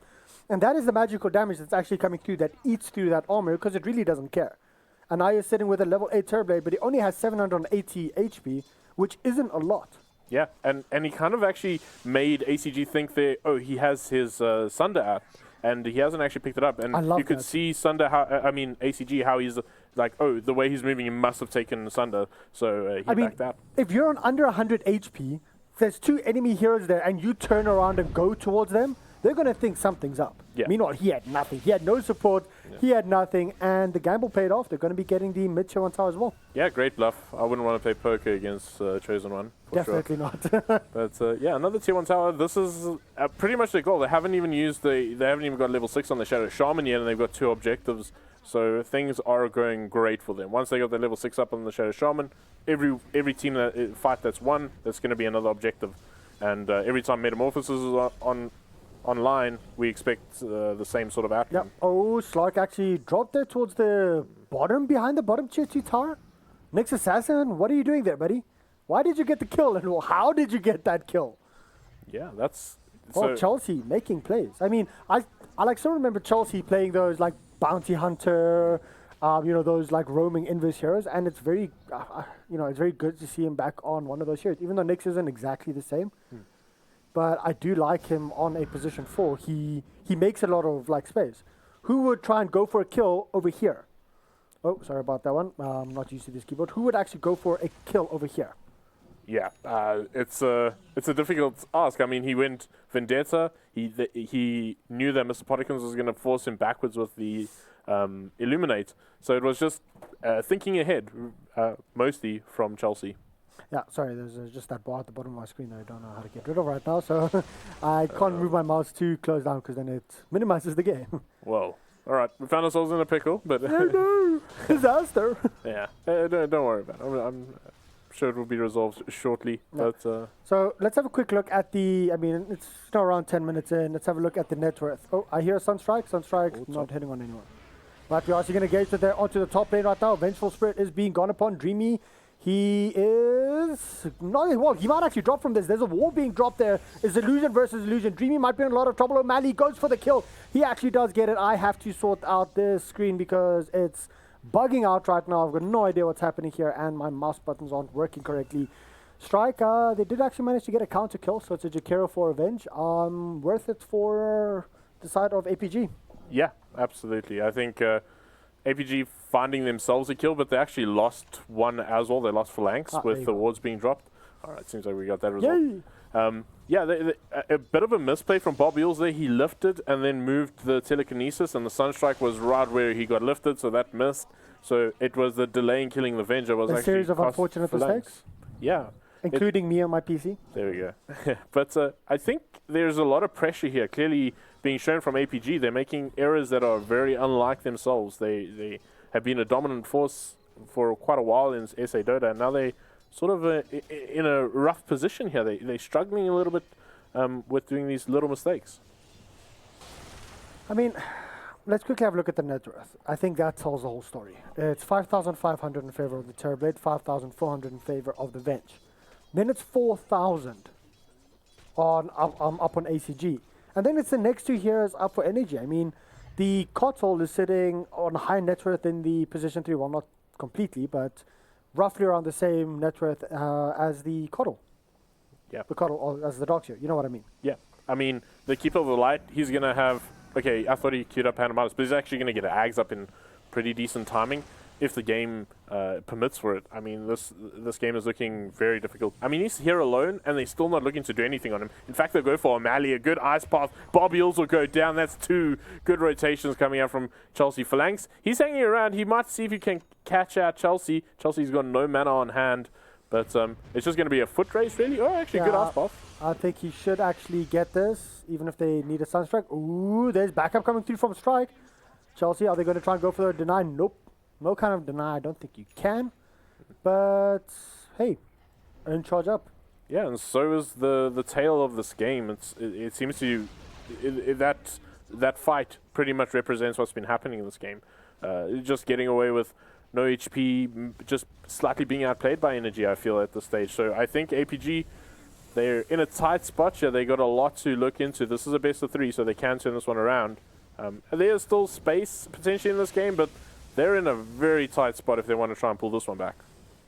I mean, I'm trying to have a look on the map itself, trying to see what APG can do right now. Because if you have a look at the net worth graph, it's 14 minutes in, 10,000 net worth difference.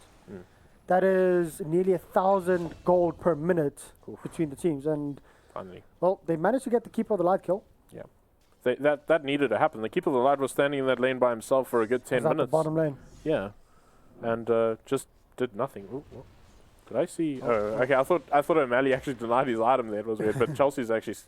Chelsea, there you go, going in, managing to get the double stun right now, and that is going to be the death of the Dogs here. So cheeky. He went there, he threw out his Spike Carapace before he hit with the Vendetta, and pretty much easy setup for the stun for Chelsea, so good play. Very good play. Keeping him locked out. Strike, of course, moving in, trying to help him out. Strike sitting on 4-0 and 6 right now. Strike being part of 10 out of the 13 kills.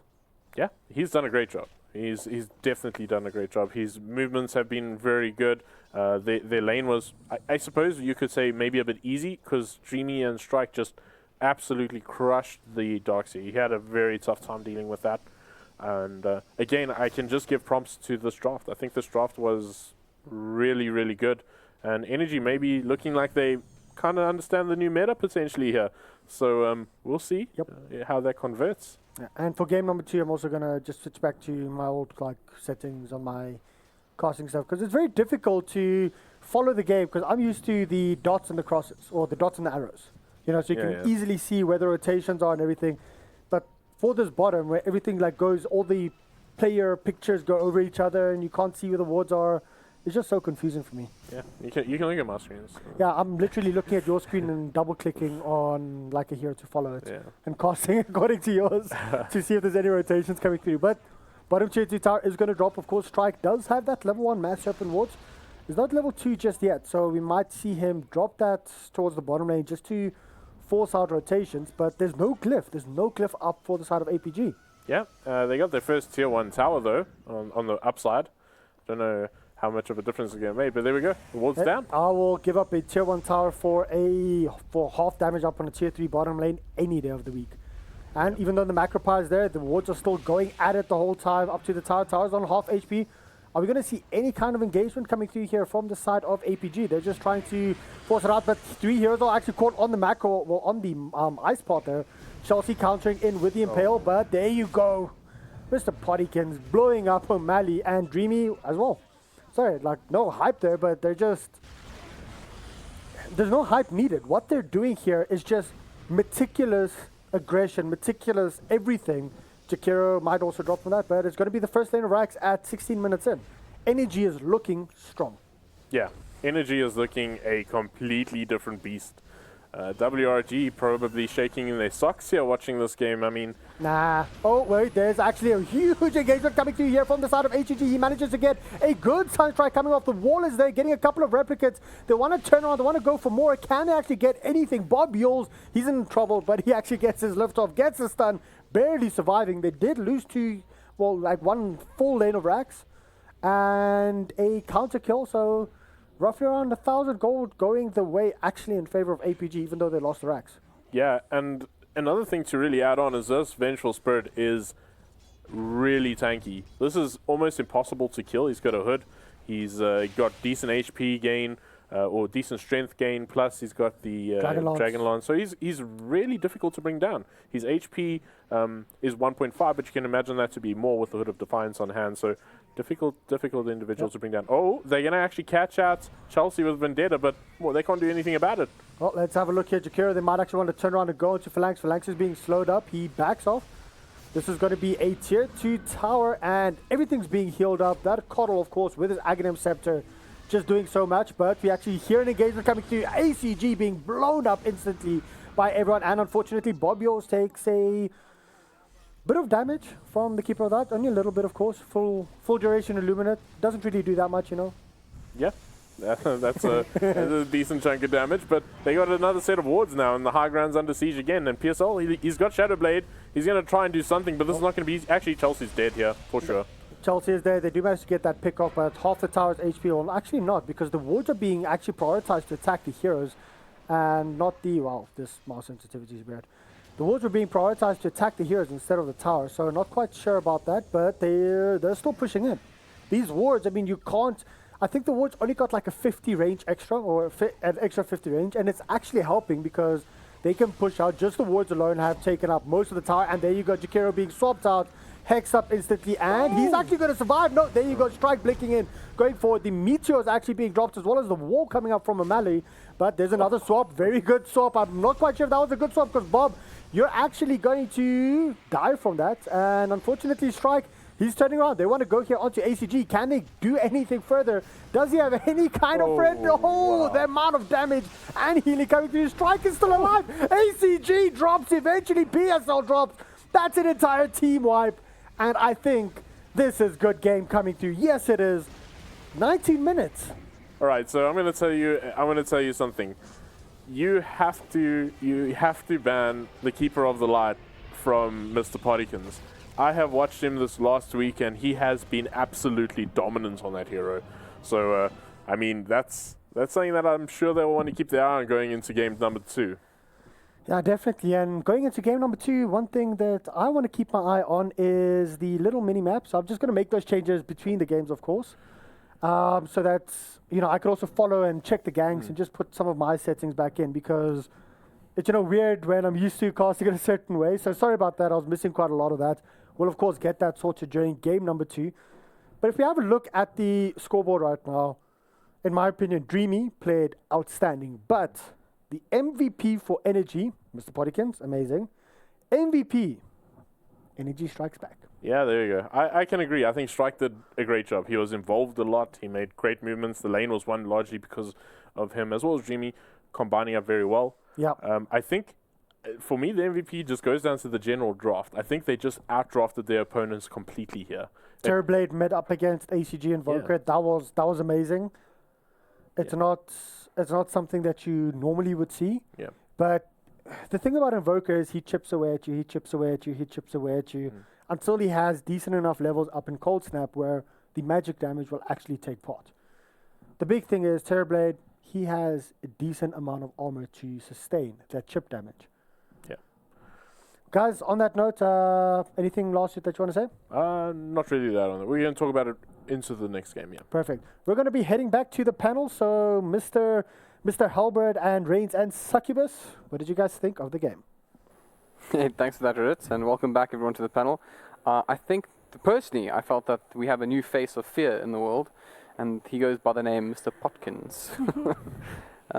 But yeah, certainly, I mean, we spoke about it, that potential push draft. We felt that it was a draft that was somewhat more challenging to execute than the sort of more stock standard draft that we saw from APG. Yeah. But I kind of feel like they executed it just a little bit. Just a little bit, yeah. It was underwhelming for me. It's Succubus 1, Reign 0, just as it sounds. It just feels like... Talk to the hand, Reigns. I am right now. I feel the shame. It's... I don't know. We didn't expect, Vengeful Spirit to be so ahead of the Invoker.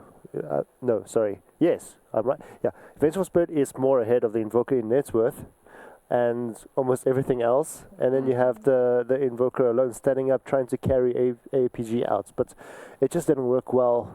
The 4 spellcasters thing against Kotal and the Nyx also, it's a big weakness. But they still went for it. I think they were confident in the beginning.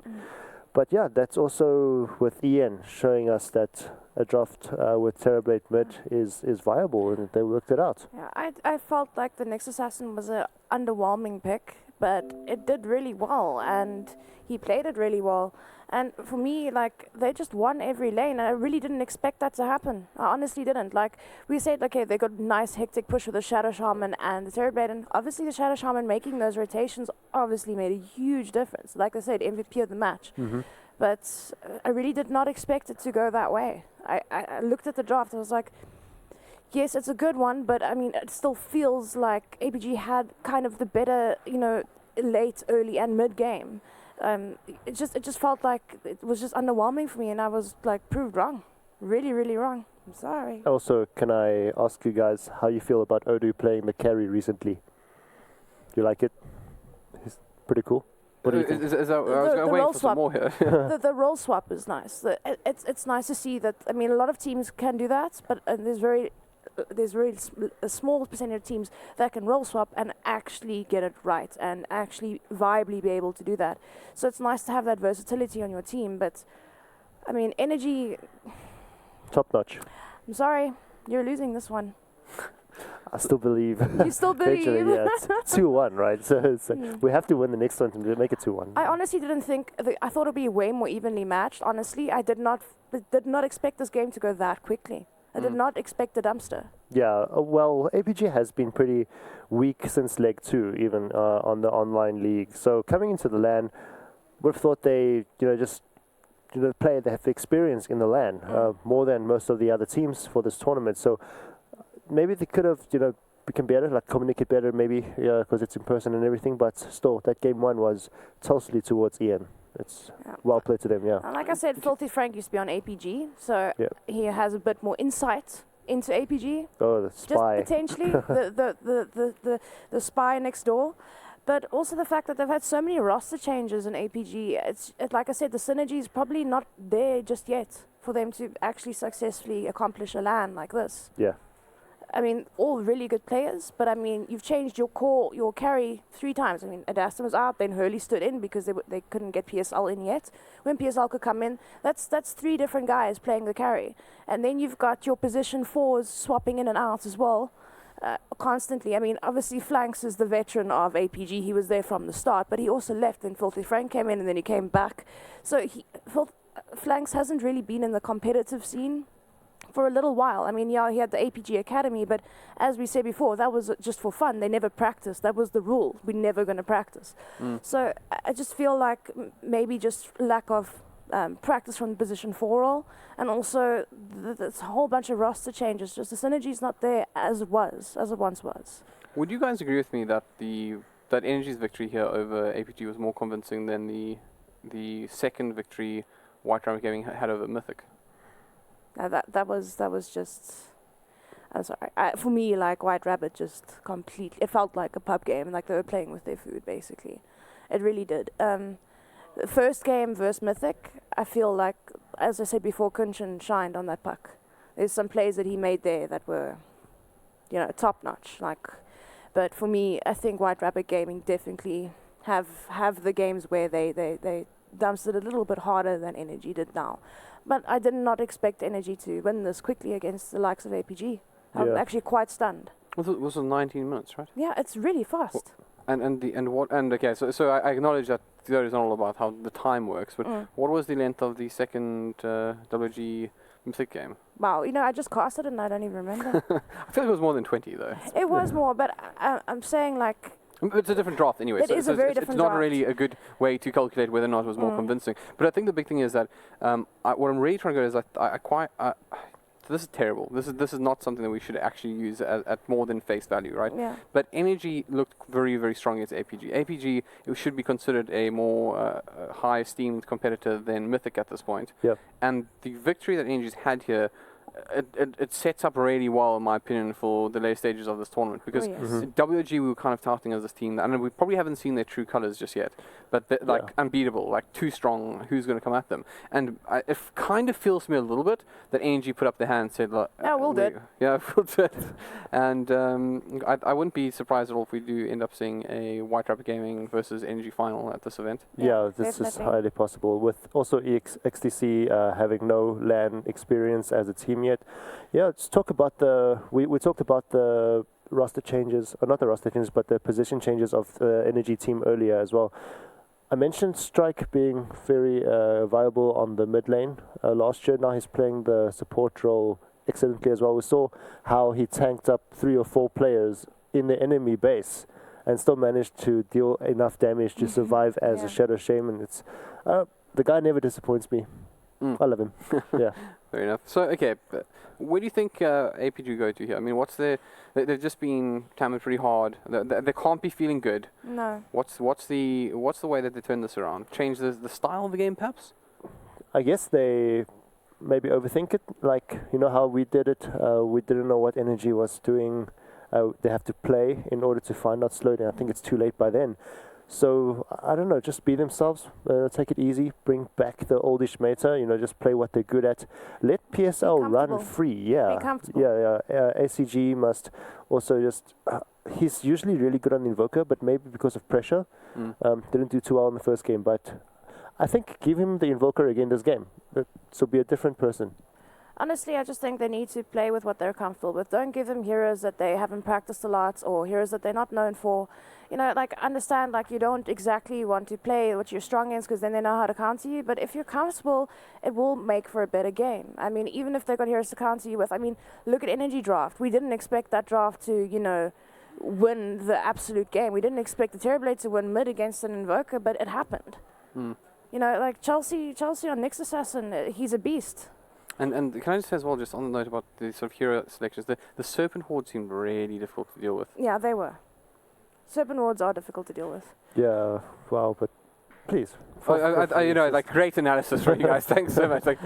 Come on. Yes, it was. No, but honestly, it is, especially in a Shadow Shaman that's you're not really used to seeing a Shadow Shaman that's really high leveled. Against he's normally sitting at level 6, level 7, pretty late into the game. To see him at max level awards at 16 minutes or whatever the hell it was, you don't see that often. And to deal with level 3 wards at that stage of the game is a really hard thing to do. Well, if you're Energy though, obviously you just had a good wicket. You're feeling pretty good about yourselves. I guess this is an age-old question, right? But do you think they will become overconfident, or do you think they will just keep the composure? I don't think they're experienced people. They know when to keep it there.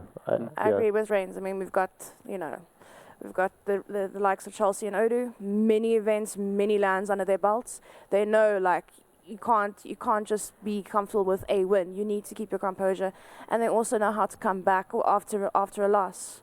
So for me, I definitely agree with Reigns. I think they're not gonna just throw away a game and do a stupid draft. I think they're just gonna keep the composure and try win another one. And perhaps a similar draft though, or do you think they might change things up a bit here? I don't think you can do the same draft over and over again, because once you've done that draft, you've played that card, especially at this level of play. People know how to go, okay, now we know how to counter that, and we can pick accordingly. That is actually pretty interesting, right? Because you wouldn't, if this was your go-to, right? You probably wouldn't use it against APG. You may, not off the bat, right? You'd sort of want to play as sort of your regular style, and then save that for when you're either going to be knocked out, or you're a game down, or of course, ideally all the way to the final. So it does bode very well. I think if you're an NG fan right about now, You should be feeling pretty confident about your team's performance. Yeah. But unpredictable picks is what they've done now. But the thing is, they can't just go pick up the same draft because then, APG is going to go, okay, well, if you're going to pick up the same thing, now we're going to pick up the heroes we should have picked up. I really hope that happens. I don't know. It's just we weren't that excited about the Doxia at the first place. And then O'Malley showed that he didn't get a kill last game. That's a bit disappointing from APG, but yeah, just give him another run. I think that if he plays, okay, not a Doxia, but just something more standard. No, don't pick Doxia anymore, guys. Soul, for example, would be nice. I like Doxia. Don't be mean to Doxia. What did he do to you? Well, he can mango his soul ring now. It's okay. He can mango his soul ring now. No, but honestly, I don't think the Doxia pick there for me. It just didn't do anything. Yeah. And honestly, it didn't. Not against the Kotal, no. So Kotal, right? Yeah. Let's go there quickly. So we made some jokes on the first in the first series about the fact that Kotal was banned out twice, right? Yeah. See the Kotal coming out here and being very, very effective. Yeah. Is this a thing? That was WRG banning Kotal against Mythic. This is energy picking up Kotal. It's I'm just being a terror. Sorry? And he was like a terror. He was like like a huge terror, amount yeah. of pressure. That was just amazing plays from Mr. Pottikins. Is that his real The name new now? face of fear. Pottikins. Okay, That's yeah. his name now. Yeah, Mana leak, mana burn. Yeah. Not nice. No, Reminds me of those old school sort of silencer and axe lanes, back in the day. that's annoying, hey? But we called it the birthday tri-lane. Axe, silencer, and Bloodseeker. Because you would curse, and then remember when Bloodseeker did silence on attack as well? And then you would battle hunger, and the people just couldn't do anything. That's called the birthday tri-lane, because every single time, without fail, the person would die. I'm talking back when you could put battle hunger on the person with the Urn of Shadows, and they would just die, because you couldn't take off battle hunger. Ouch. This doesn't sound like fun. It hurts, Yeah. but it was fun. But speaking about silence, he's also got some interesting changes as well. Do you think he's a viable hero at this point? Mid carry, well, second carry, very viable. I wouldn't say safe lane carry just yet, but I think mid silencer, being that second core, so viable now. Really, really is. Got to get the items up just to boost his DPS there as well. I don't see why not. But the carry silencer has always been there, kind of. It has been picked now and then, but I just feel that out there are better carries late game than a silencer. I think he will get out carried by certain people, but definitely a mid silencer if he gets to the extremely late game, and then he can obviously get all those items up as well. But I wouldn't put him and rely my entire game on a safe lane silencer. There's things like anti-mage, Sven, heroes like that they would just completely out-carry him, I feel. just don't want to see a Sven. It's not happening. It wasn't even banned last game. I know, right? Yeah, it's been an interesting one. Because No, Night Stalker, he was banned at least. Yeah, it was banned. Yeah. It was banned. So he's getting some attention. Yeah, he's getting some attention, but poor Sven getting no attention. I mean, the jungle's back, the stacks are back. We want to see this hero. It was understandable though, because they gave space for Vengeful to farm, and then they had Terrorblade mid. You wouldn't want to have a Sven mid. No, not against an Invoker. Yeah, so Actually, Sven mid was a thing once. it is. I think Terrorblade is a much better mid with the Shadow Shaman with against an Invoker. I'm trying to remember which player it was. Was it Hunter? It was Hunter we were chatting to previously. He suggested that he said he kept feeding the Sven, he can't play it. but he did mention he felt that Sven was a little underwhelming in lane at the moment. No, he did say that. He said he personally can't play the hero. But for me, we had actually a little bit of an argument because both of us were like, what? The war cry, the stun, you're pretty much unkillable at a certain point, you can get away from a gank. Sven, for me, he's got a lot of armor. He's, extra movement speed. That stun is absolutely amazing. And of course, when he starts getting into the jungle, when he gets the first levels in cleave and guard strength, those, he just escalates so damn fast. So for me, a Sven is extremely viable right now. It's just, people that can play it, teams that can play it, I think should abuse it. As a carry? As a carry. Okay, all right. Not a mid. I'm just thinking, as a mid? No, not No. maybe against the Meepo. Start cleaving out the old Meepos, yeah. Hey, I mean... Good strategy. Meepo is not off the table, I think, in this tournament. So. I know Hunter wanted to play Meepo. He said, give me Meepo. But then enemy teams should just pick Sven, and then they can battle out mid. Just cleave them. Well, they did that. They did that in Masters League 1, where actually Muzzy picked a Meepo into a Sven, an Earthshake, all that stuff. I was like, what are you doing, man? and they actually won that game. Okay. With the Muzzy Meepo. That's the thing about Meepo players, right? And I've heard this from several people who definitely play Meepo better than I do, and they don't really they don't find the sort of I will keep wanting to say Earth Shakers of this world and heroes like him to be as big a problem as most people feel like it's about playing around it opposed to seeing it as like this hardcore counter. I think they're actually going to be more worried about things that can kill a Meepo really quickly. Yeah. So we'll see how it goes. But enough about Meepos. I'm hoping, come on guys, give us a Meepo. But of course we're going to second draft now. Once again, Energy Esports 1-up over APG, which also means that Succubus is 1-up over Reigns right now. Done. Deep waters right now. No. Yeah. But let's see the war going again. What's her name? Stacy. Hold Stacy. Oh, well, she's going to give you good luck, right? Okay, sure. Yeah, so Warlock ban, pretty standard right now. I think he's been involved in like every single game that we've been on in this tournament. People just want those golems, man. They either want them or they don't. Yeah, and then APG knew what was the main problem in the first game. It's the pot against Kotzel, so that's out as well. And then the Abaddon, it's pretty standard so far. Not surprised if we see a Legion ban from most likely. Or Tree. Tree, yep, that was first game. And then also, I think, okay. That's 2-0 already. I'm just going to give up. No, but I mean, you're on fire at the moment. Yeah.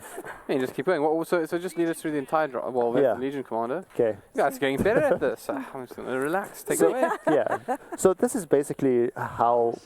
one of the flaws of having a meta out 5 days before a tournament is that you can only know so much. But hey, once you know this, it works. Why not try it yourself?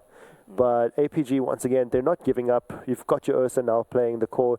And then, once again, I'm assuming it's an O'Malley Doxia, which he didn't do too well last game. But I don't know. Hopefully that he's got his confidence back for this one. I have faith in O'Malley. He's a good player. Really good player. Also does have a Fuzzy Wuzzy with him. And Fuzzy-Wuzzy. there's nothing Fuzzy Wuzzy about... Oh, but my problem with Fuzzy is that he gets so easily kited. Yeah, except when he's surged. Okay, yeah. Oh, that might stop his surge just a tiny bit.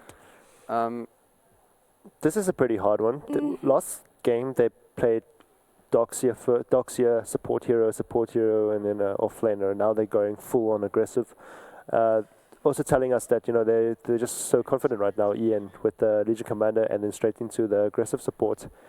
He's not fun in lane to deal with. I mean, he just spams you to no end. Radiant side as well. It's just, as you said, the surge, and then with the Iron Shouts, really great for the Doxia in the beginning. I mean, for the Ursa in the beginning, assuming the Doxia is going to rotate.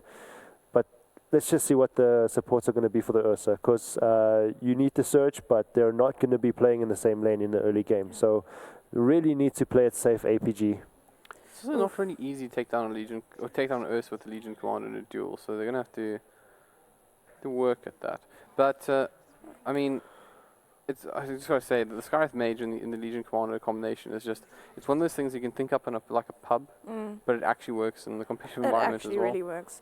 Look, Skywrath Mage is a very good hero. Decent nuke, amazing slow. That silence amplifies the magic damage, so it's absolutely amazing as well.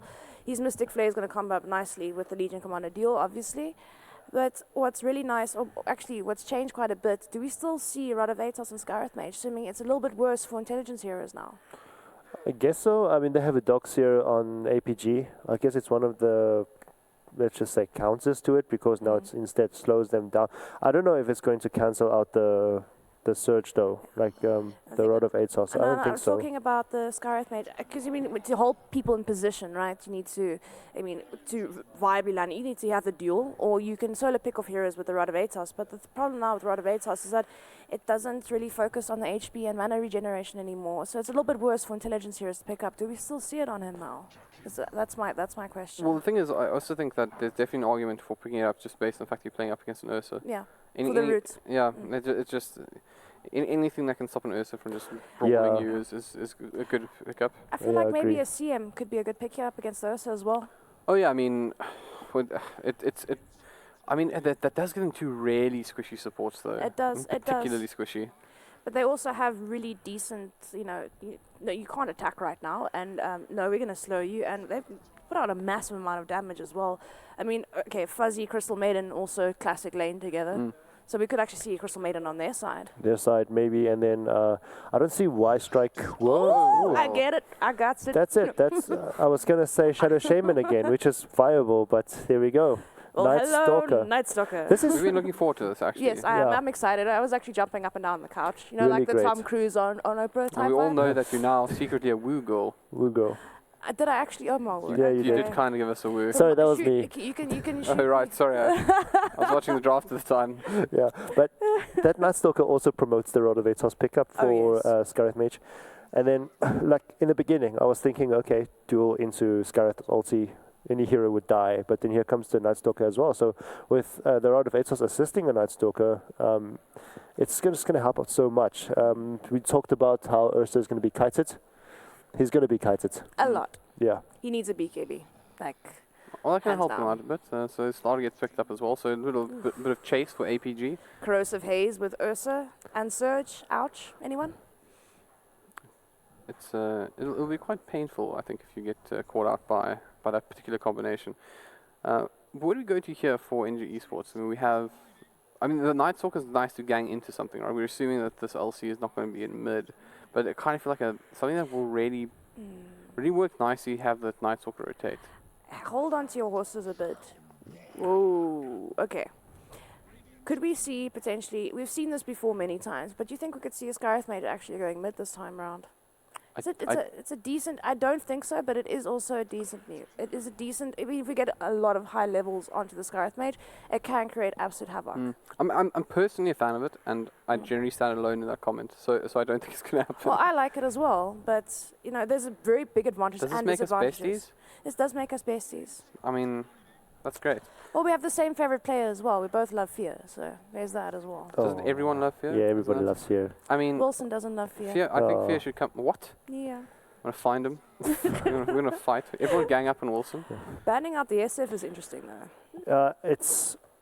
I think this is assuming that, with APG assuming that Night Stalker is going to play position 4, Sniper being banned out, showing that they're going to need a strong carry. So that means Ursa is going to either play the jungle or an off lane.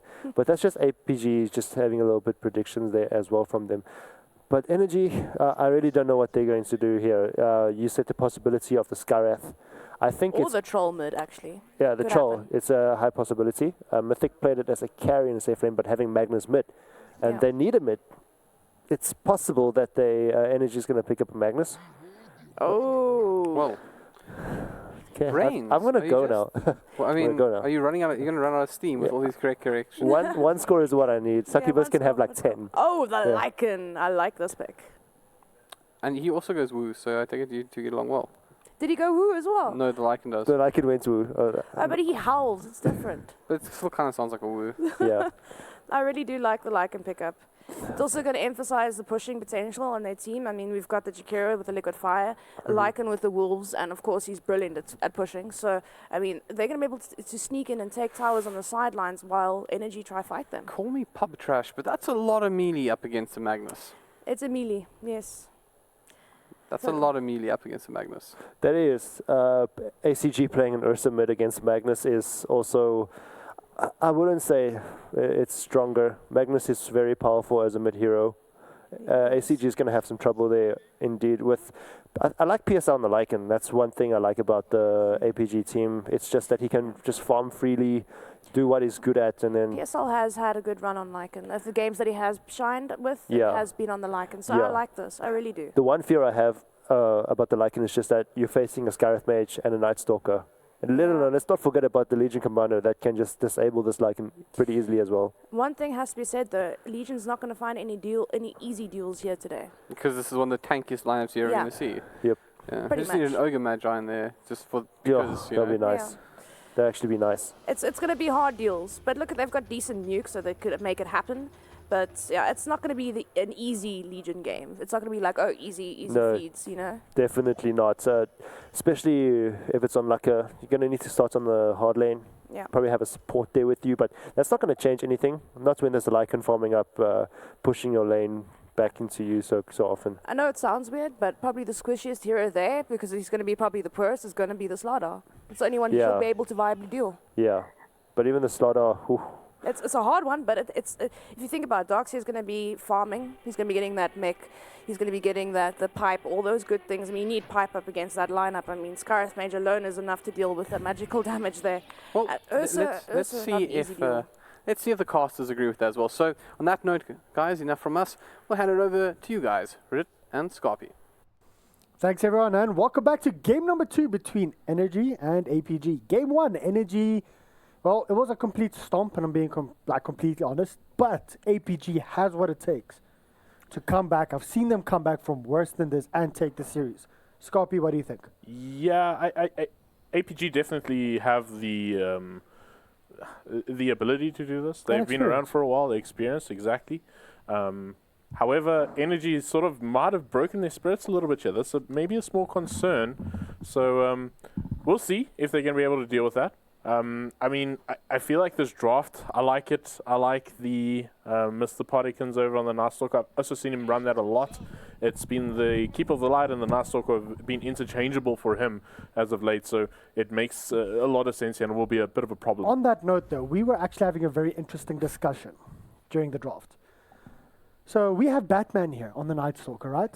He can fly at night, he stalks at night, he is Batman. Who is the opponents? Jakiro, Two-Face.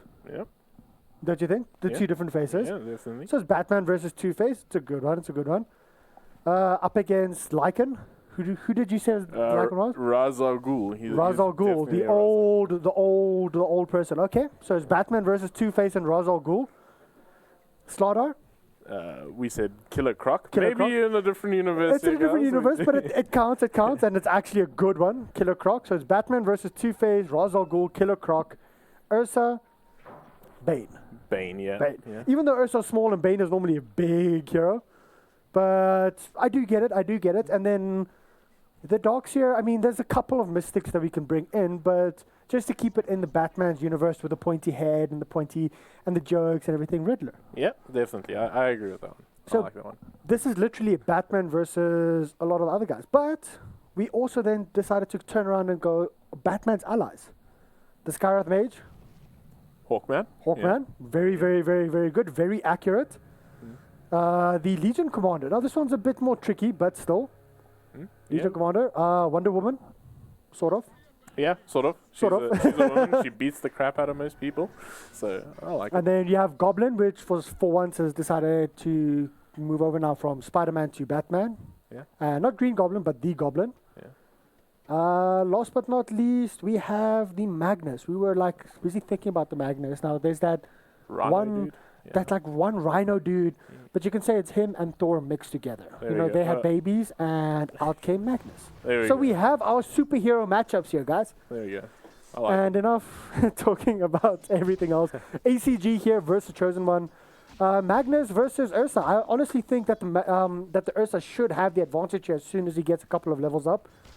He'll be able to outspam Magnus, just constantly keeping the Fury Swipe stacks on, and you'll actually see him just moving up, trying to get that level 2 on him right now, just to keep it. There you go.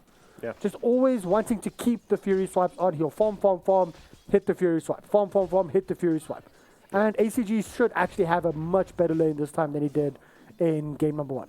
Yeah, I can only agree with you there. I think this is going to be a tough one for Chosen One. And falling back into the jungle has become sort of less of an option as of late, as there's just so much experience to collect in the mid lane. So that will be something that we'll keep an eye on. I mean, the matchup's already starting to go the way we say, 7-1 and 5-0. Yeah. But I can only see it just leaning more and more into ACG's favor. I definitely agree. I mean, we spoke about how we used to know ACG, the kind of player that he can be and that he actually is if he performs well. And this is the perfect opportunity for him to prove us wrong. We've been saying he hasn't been performing the best over the past couple of months, but his best and his good is still better than most people's best. Yeah, I think that is a fair statement. I'm not bashing him. I'm just saying he's still very good.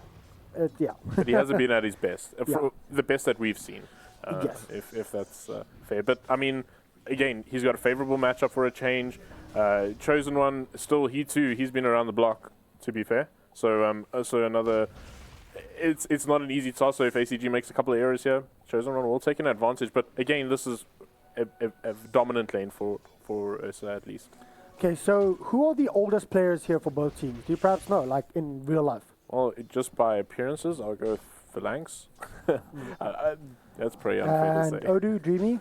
Yeah, I think Odu's been So like they're the in old Dota for long. So they're like the old dogs of Dota. Yeah, there we go.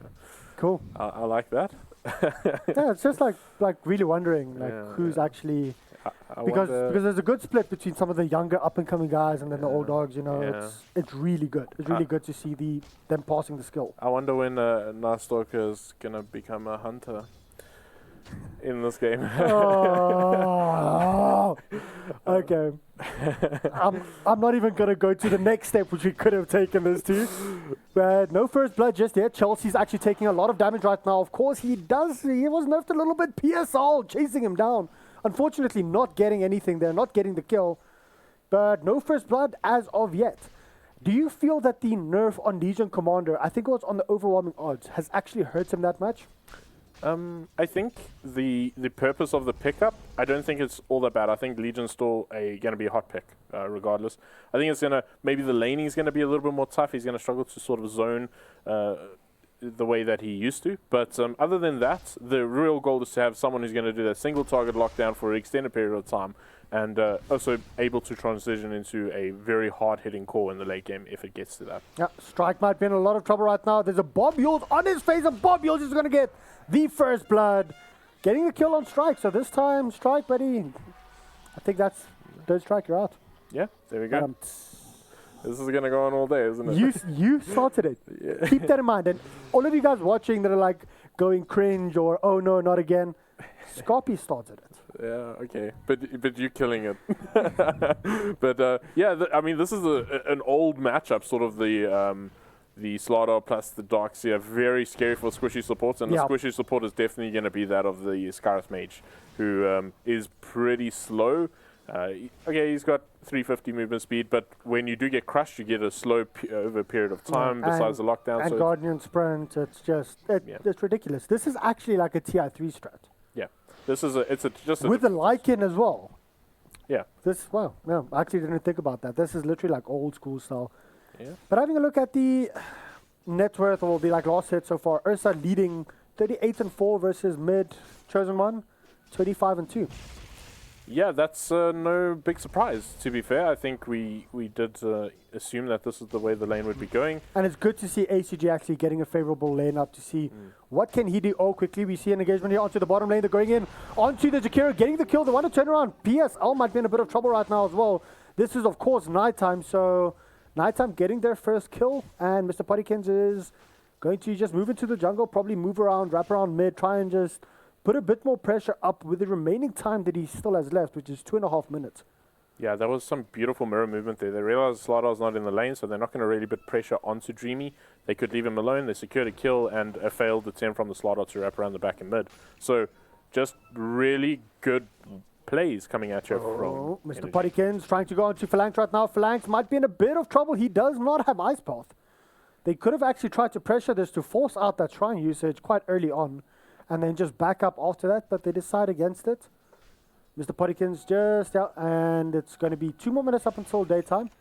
And he's actually just farming up. So he, got the kill during the first night, or he helped get a kill during the first night, and now he's backing off, farming in the jungle, in the enemy jungle, so reducing their amount of available experience, available gold that they have.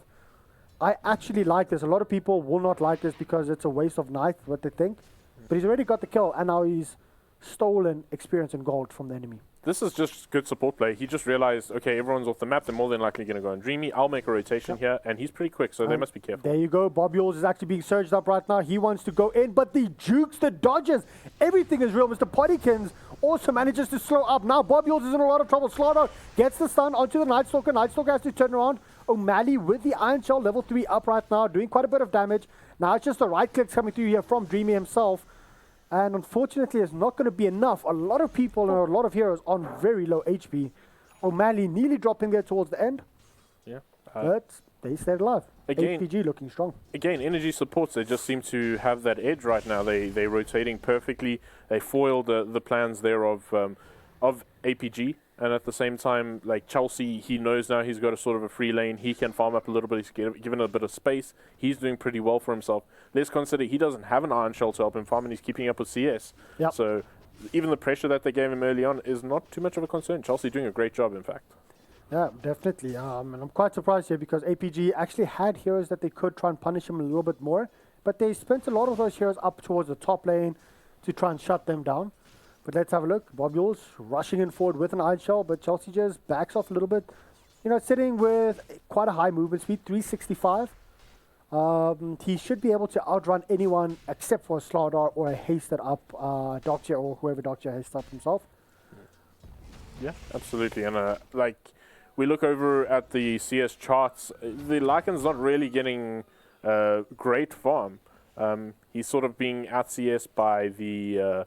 But he has 17 denies, and in this patch, denies count. Yeah, that's actually a very good point. And he's also been left in lane a little bit, so he's hit level 7 now, in fact. So in comparison to the troll, he too's hit level 7, but we must... 20 denies up on the troll? Yeah, that's a lot. A hell of a lot. All of a sudden, you see carries actually denying for once. It's still... I mean, they were denying before to keep control of their lane. Yeah, but it wasn't like this much. Like 51 and 22.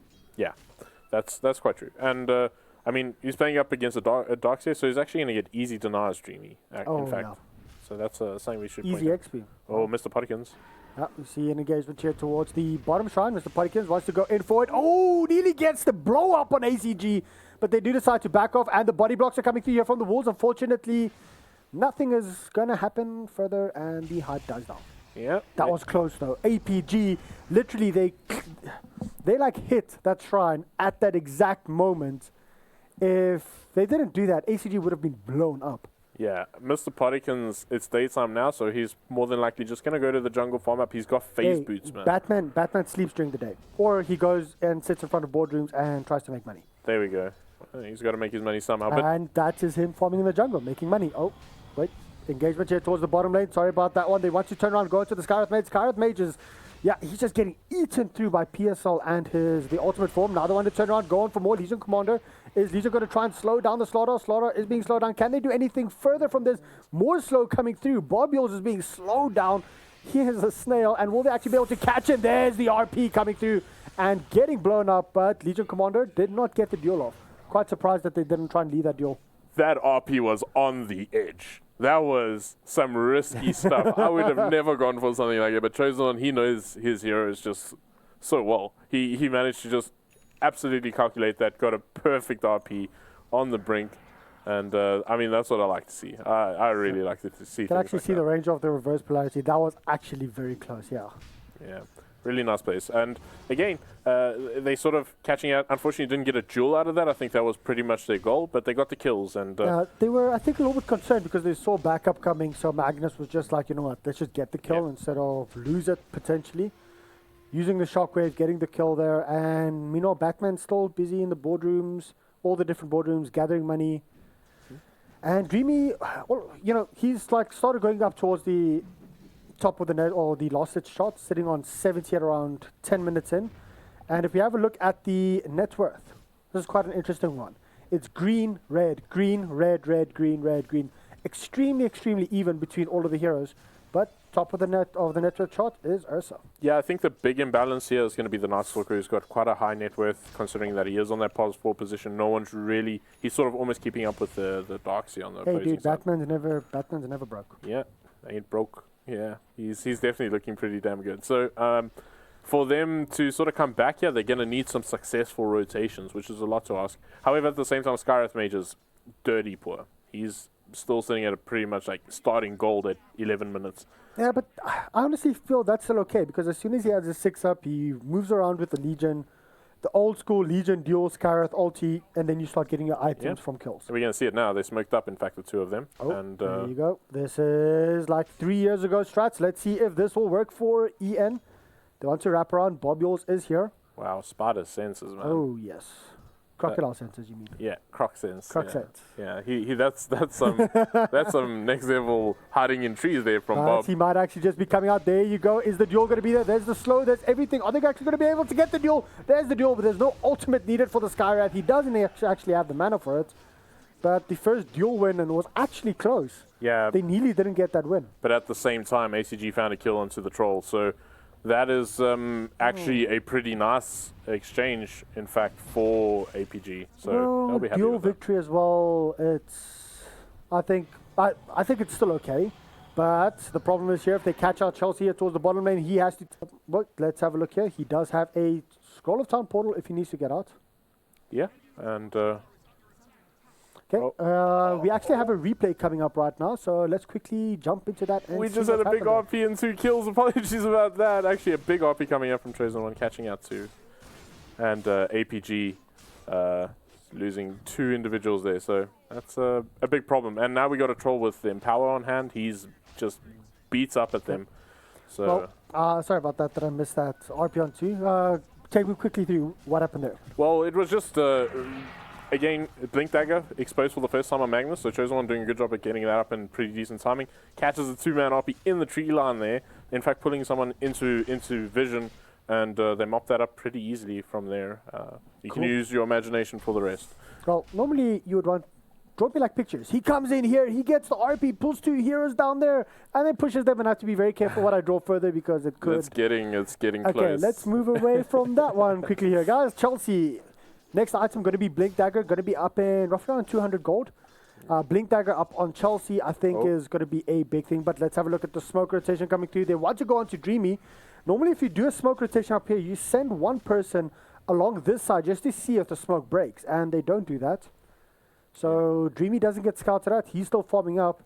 And a wasted smoke, or did they actually drop that ward? They dropped the ward. So it's a smoke into ward. I get that. Yeah, they're going to get a tier 1 tower out of this, but that is a lot of time wasted, especially for O'Malley. You didn't really get to get an Iron Shell to farm something at the same time, so maybe a bit of an expense there for them, but they get a tier 1 tower, so they'll be happy with that. This is definitely looking a better show for them. Bob Yours might be in trouble. Here comes the TP in on the Night Stalker. Night Stalker, he's trying to chase up to Bob Yours. It's 2 very fast heroes there, Batman and Doc Croc. Or not Doc Croc, yeah, it's what?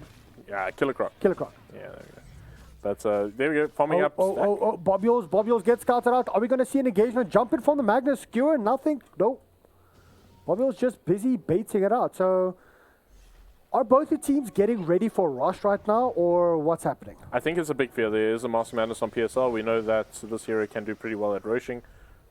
There's the Blink forward going in straight onto the Lycan. Lycan unfortunately gets silenced up. There's the RP onto 2 heroes. Now they want to turn around. 2 heroes are caught within the ultimate from the Skywrath Mage. 2 heroes are down. Unfortunately, the Magnus, he is dead as well. There you go. Another win victory. That's 3 heroes down for the side of APG. They want to go for more ACG from APG.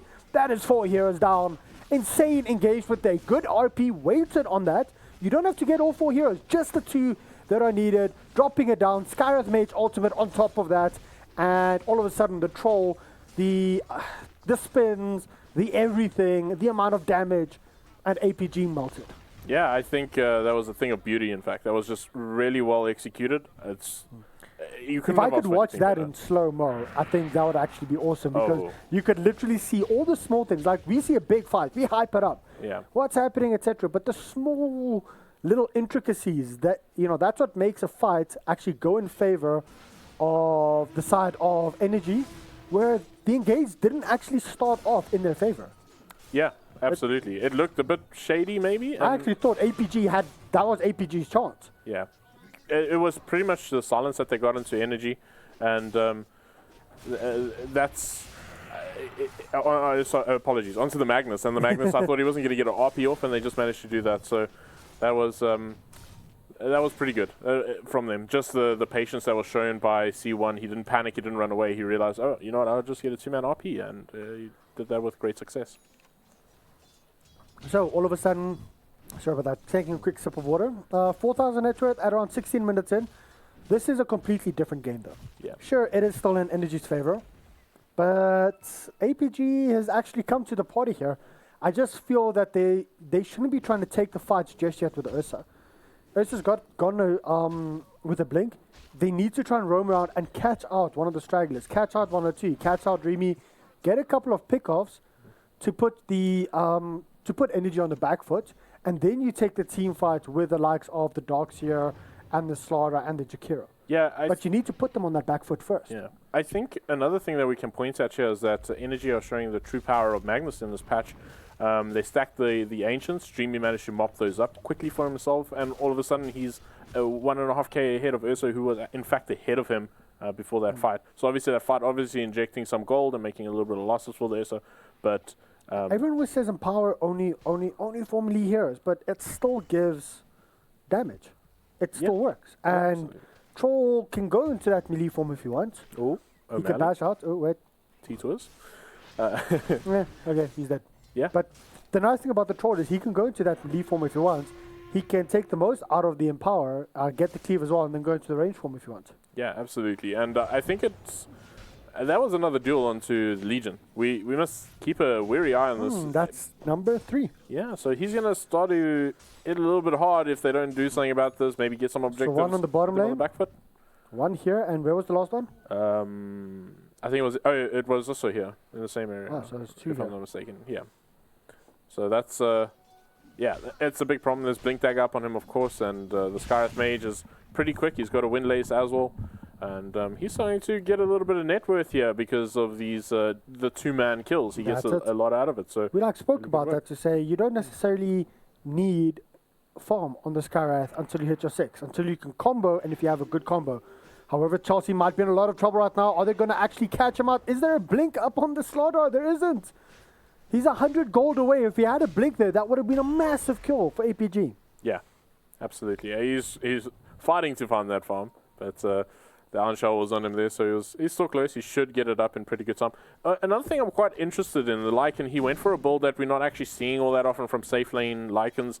A lot of safe lane Lycans like to just ignore Summon Wolves and just max out their Howl as well as their Feral Impulse. So a little bit of something different coming at you from PSL.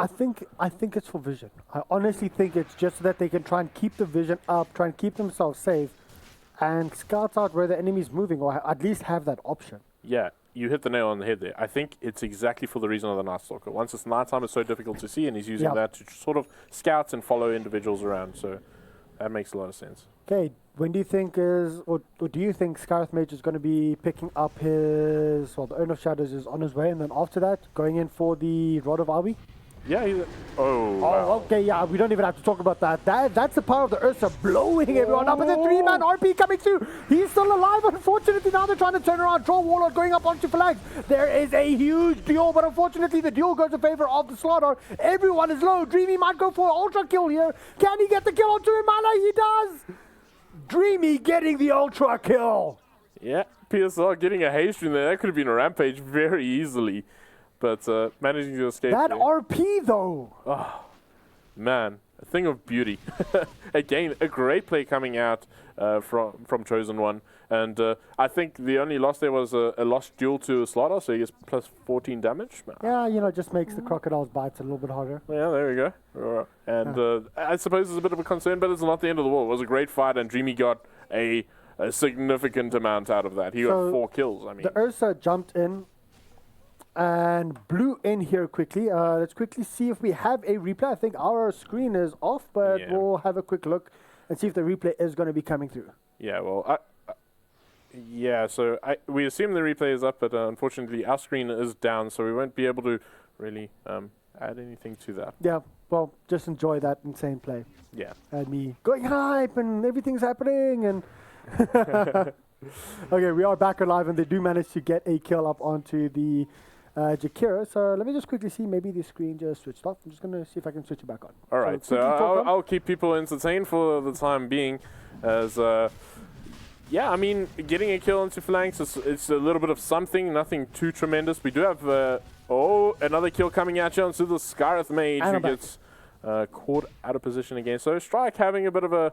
That's the second time ACG's actually jumped onto Strike right now, and we spoke about that a little bit. Well, quickly, the actual might go into Chosen One right now. Chosen One does not have a skewer, but there you go. Legion Commander comes in, actually goes onto the Lycan, duels up the Lycan, he gets the victory. Another one to turn around. Unfortunately, ACG is here. Look at the amount of damage he can actually put out. But Dreamy going on one-on-one up against ACG, not really the hero that you want to go one-on-one up against, but they do decide to turn around. Chosen One is still in there. ACG, there's the stun coming in from Bobules. They're going to be getting a kill onto Dreamy. This is going to be huge if they can get it. They do. 847 gold. That's an 8 times kill streak ended just as I came back. APG. Boys. They're not out of this. And I can say this. I think that was the power of Hal in that fight. He got it off before he died, I do think, before he got killed.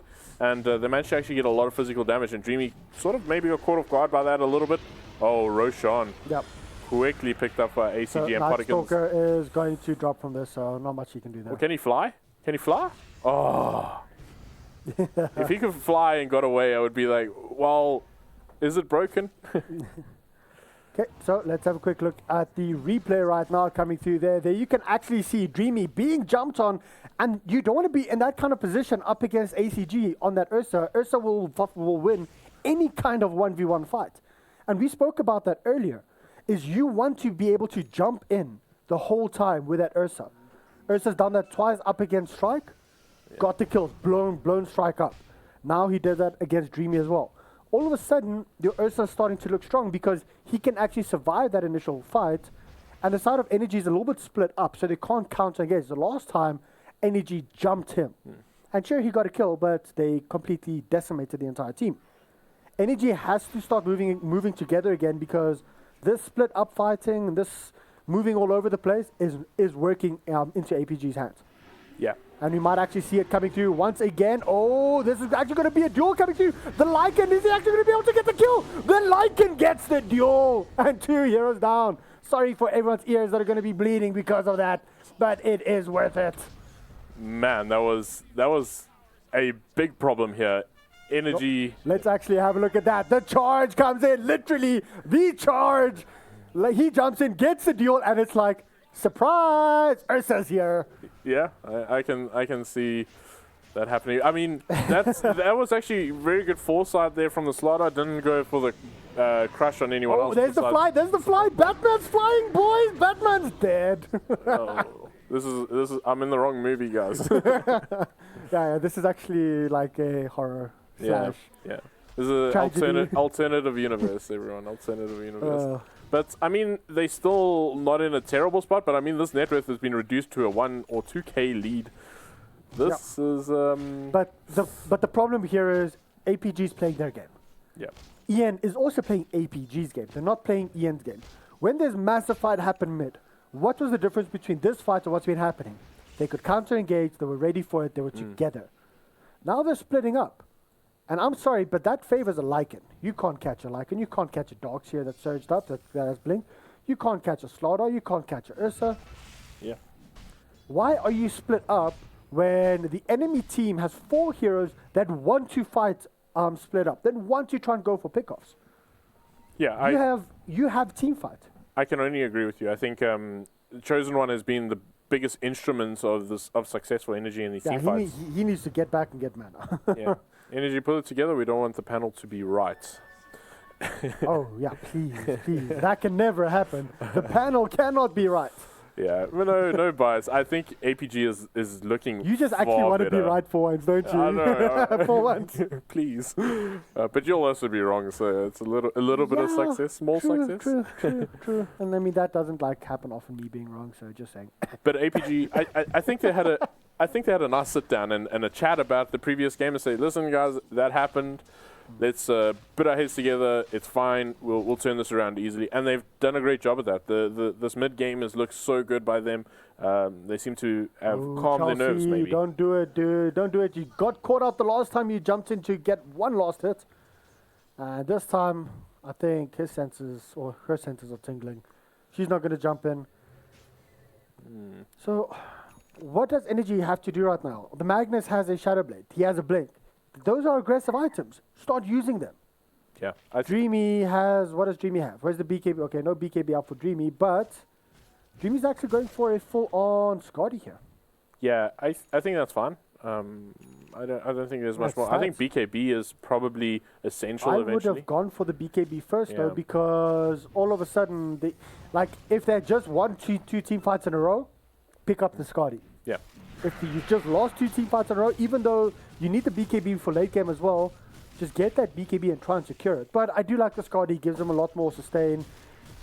a lot more damage, but they have to make use of it. Yeah. They have to do something now. I think all he's thinking is, well, BKB is just what, Ice Path, Crush, and Vacuum that he wants to avoid. But these are still very good control abilities, unless the troll's positioned extremely well, using range when he needs to, using melee when he needs to.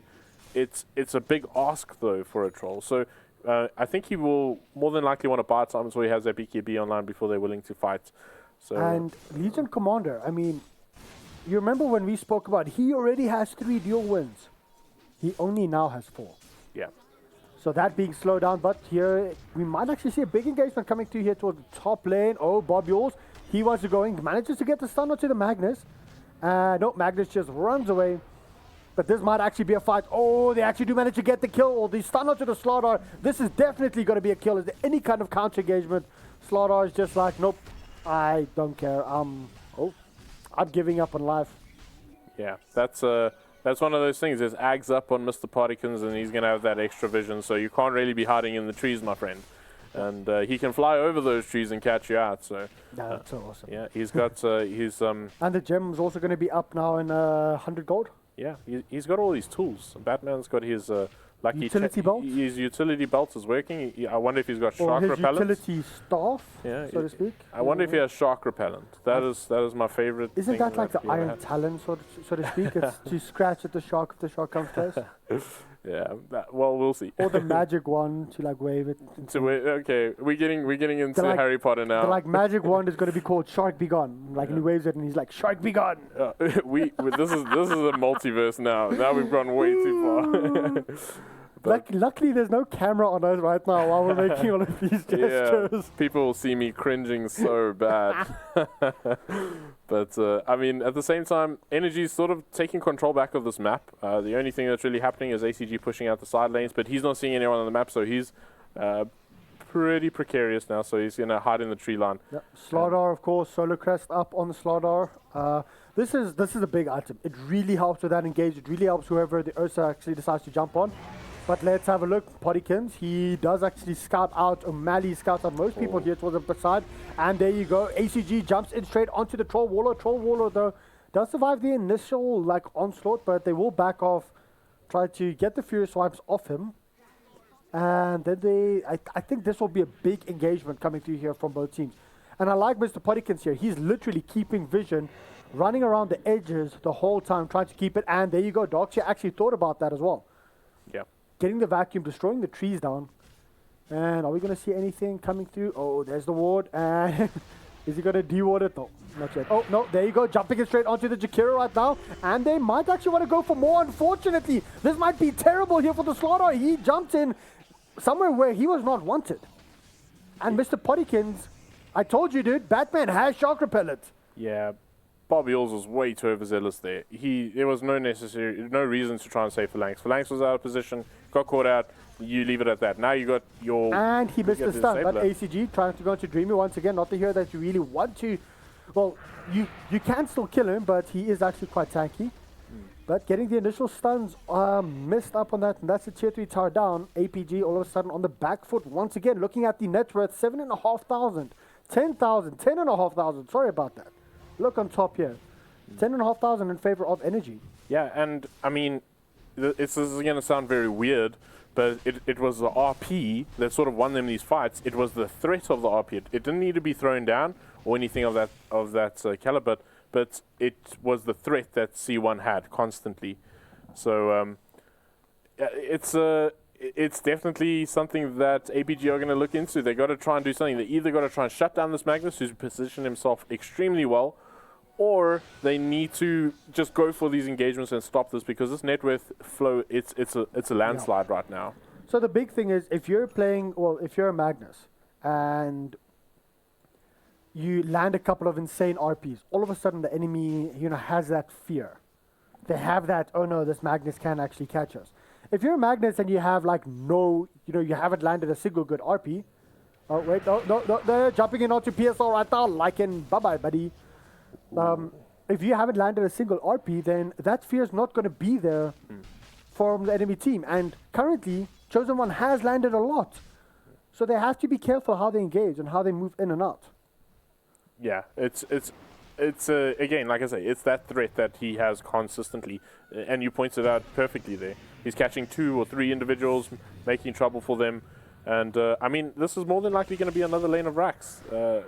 As Dreamy's actually going to mop up the other shrine, that's a lot of gold going back into their pockets. And tier 2 bottom will drop here as well. Now, Rosh is up. This is going to be a massive fight. They're actually sacking the wall. They're not going for the bottom tier 2 tower. They're TPing back because they have to go in for us. They know they have to try and defend this or take this themselves. Night Stalker busy moving around. He will actually scout the guys up here on the high ground.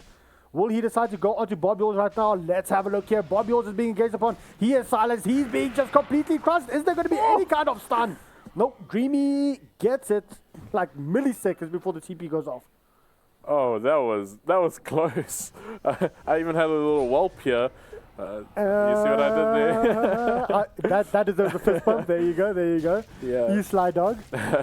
But yeah, now they're going to actually get Roshan. That was a really nice pick. Now one of the bigger disablers on the side of APG are going to be unable to do anything about this. So getting a Roshan up onto the Troll Warlord, who is, well, a already difficult individual to bring down. He's the one doing the majority of the damage. And something we must keep in mind, Cheese at the second Roshan.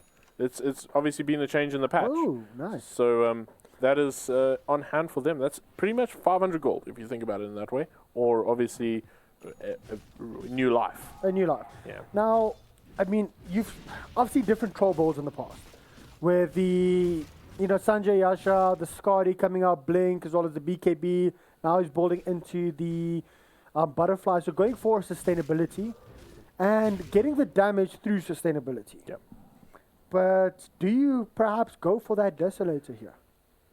Do you get that Deso to burst down? Because believe it or not, APG actually has tanky heroes, dude. They also breaking that high ground, having that Deso available, or do you just tank it up completely? I think you can see he's going for the Butterfly here, but it's a questionable already. We reckon if you look over at the Ursa, you can see what he has queued up. Yeah. So he's already aware, okay, he's dealing with the Whirling Axes, which is a problem, so I want to deal with that evasion. So he's got a Monkey King bar. So I don't know about the Butterfly all that much. I think it might just be a mispurchase here for Dreamy. Oh, they're actually jumping in onto Mr. Nightstalker, getting the gem. Charge!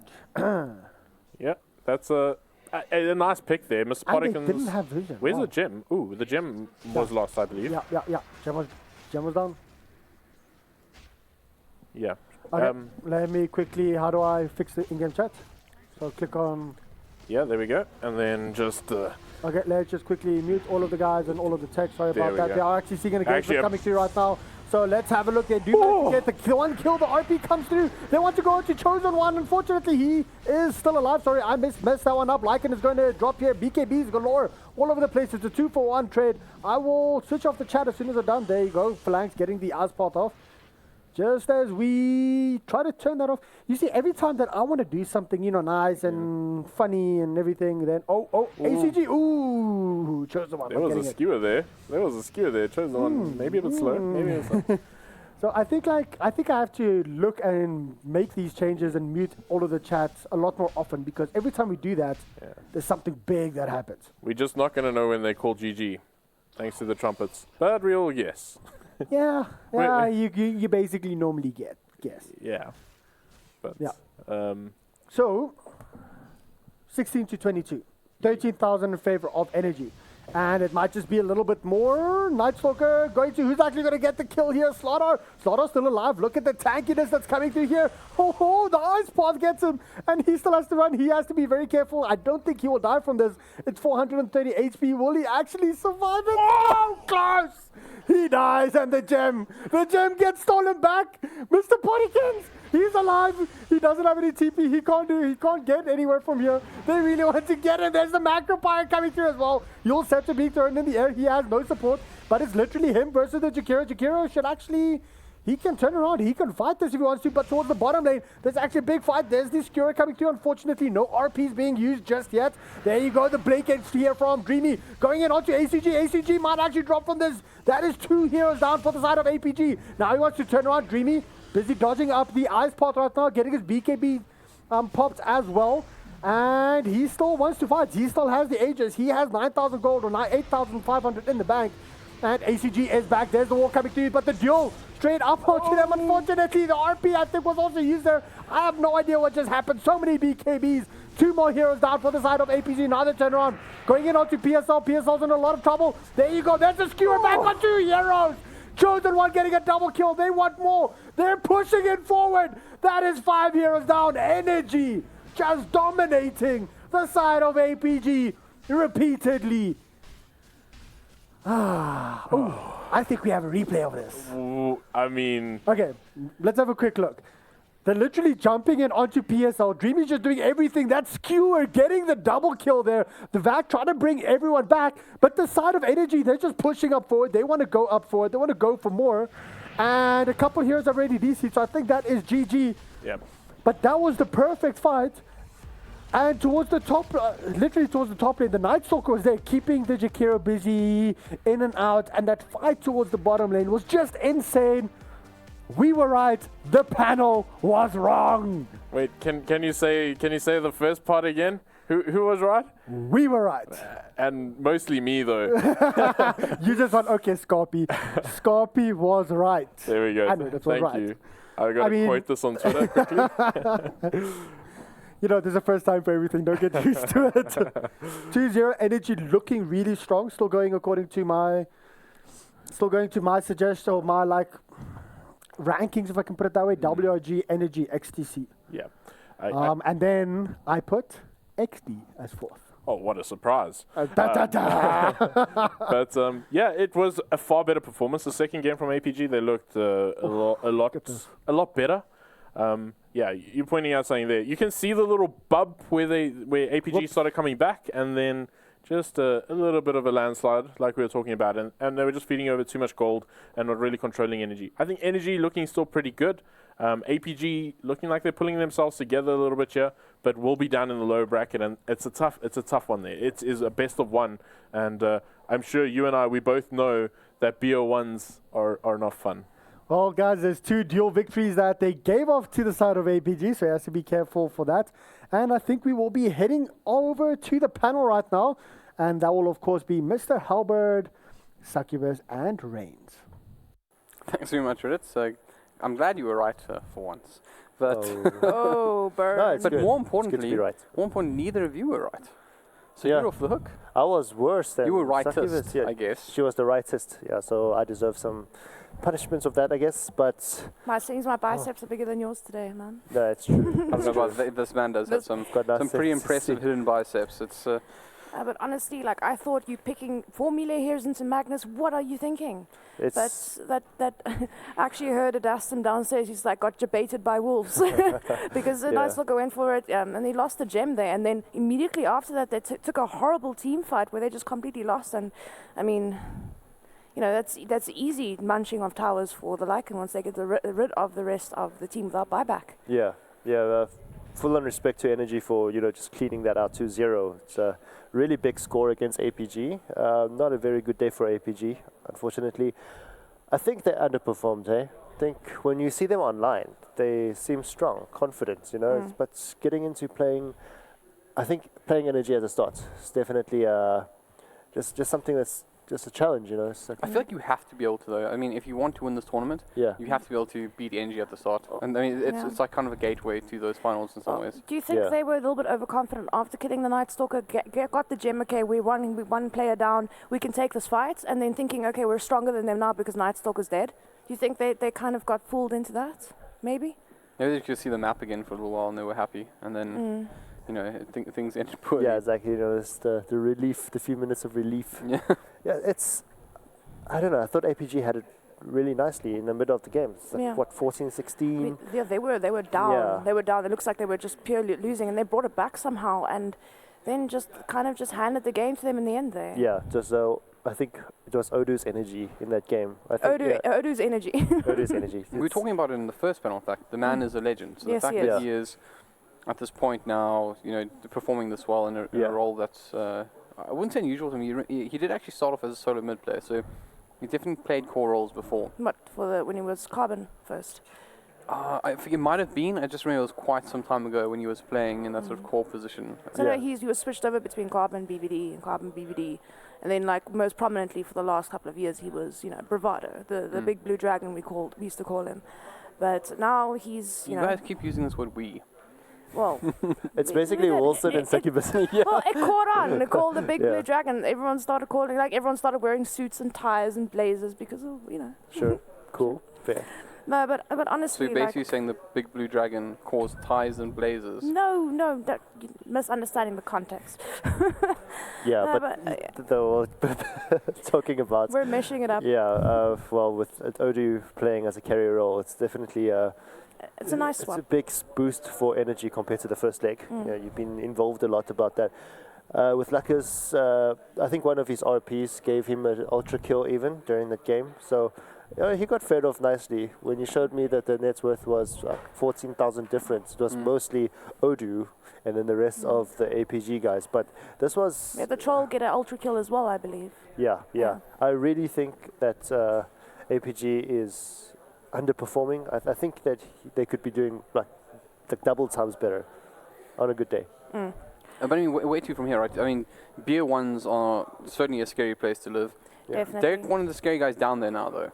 Yeah, I mean, they're going to be up against Mythic, most certainly, and, it's not an easy game for Mythic to take on, and the best of ones are extremely scary, and when you're under that kind of pressure, teams kind of pick the most strongest draft they can and try to snowball and win as early as possible, and APG are good at that. I mean, look at PSL's Lycan. I mean, he was brilliant on that hero at the moment, and he still is. It's something that he's comfortable with. But I mean, they almost took a game of energy now. But just unfortunate that they overestimated their power, so to speak, in that team fight. Got kind of split up, and then. Whoop. Yeah. Just melee into Magnus. It must have felt better in the first game, though, right? Yes, definitely. I think this game was a little bit more even. Maybe not towards the beginning. It felt like it was going to just be another dumpster game, and then they brought it back so beautifully. So, I mean, you spoke about kind of these defining moments of this matchup with these mistakes. What do you think was were they redeeming moments? You looked at it and went, "Wow, this was really good from APG." A little glimmer of what their former selves were. Mid-game when they started bringing the game back. Yeah, that showed a bit of promise. I'm like, yes, it's going to be a 1-1. And no, what's happening? No, Odoo, please, stop. Stop hitting me. That just happened. Odoo, please stop hitting me. Yeah. Please stop. Yeah. Stoop. No, his troll was pretty amazing. He got his, I think, Shadowblade and Scardian. From then on, it's untouchable. But, I mean, troll with Magnus and power. Yeah, with that as well. It's just insane. It he was hurts. unstoppable. It really hurts. Yeah, no, I think it's not something you want to go up against if you're... there's something actually that I'm trying to lead into is that, for melee heroes going into the Magnus, obviously, Magnus he's almost like you pick him for him power, right? I pick him for him power, but that's what he does. He makes somebody really, really strong. But there was a time, of course, when RPs were all the rage. Think back a couple of years ago. And it kind of feels that they almost allowed it to have the same sort of effect. When you're playing it, that you're trying to help out, you're trying to get the most out of your hero, but by doing so, you're just auto-enabling your opponent to do the same thing out of one of their best heroes. And like you said, we were actually discussing it outside, you and myself, and we were saying yeah, it's all good and well, but I mean, all their catch abilities, they have to be straight up and close, and then the rest of the team to be able to catch a hero have to be right on the hero, which means they have to group, which means free RP for Magnus. So that's one of the main problems with having that lineup. But the benefit of that is they did have the PSL Lycan split push, and he effectively took a Rax because of that. So I mean, it was working to an extent, but that last team fight just caught without buyback, losing your team fight, you have to call the game. There's nothing you can do. Yeah.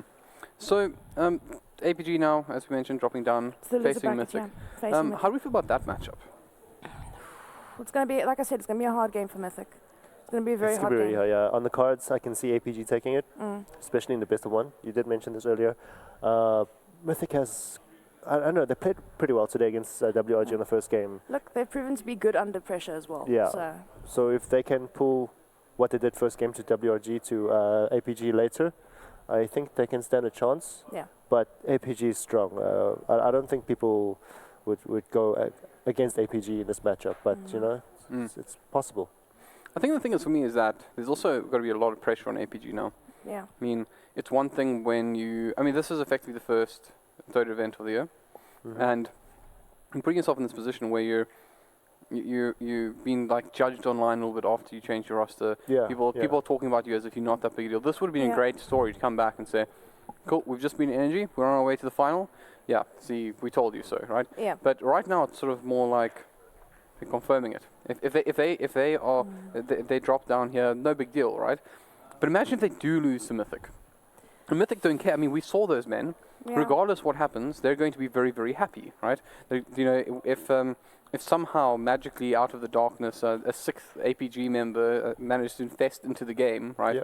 Yeah. They would find that amazing and laugh and be happy about it because that's how they have zero pressure, right? They go home and everyone goes, well done guys, you stepped things up, you made it to the big leagues. Yeah. Congratulations. APG loses. Ooh.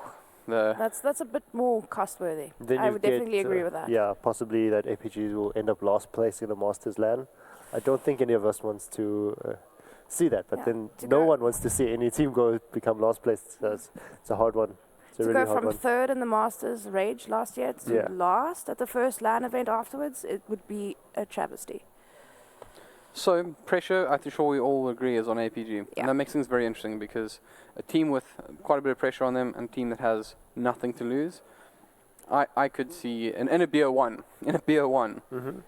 I don't think it's that is beyond the realm of reason. Yeah, I really don't think it's beyond the realm of reason. To think that Mythic could actually beat APG in a best of one. Anything can happen in a best of one. That's why it's so nerve-wracking.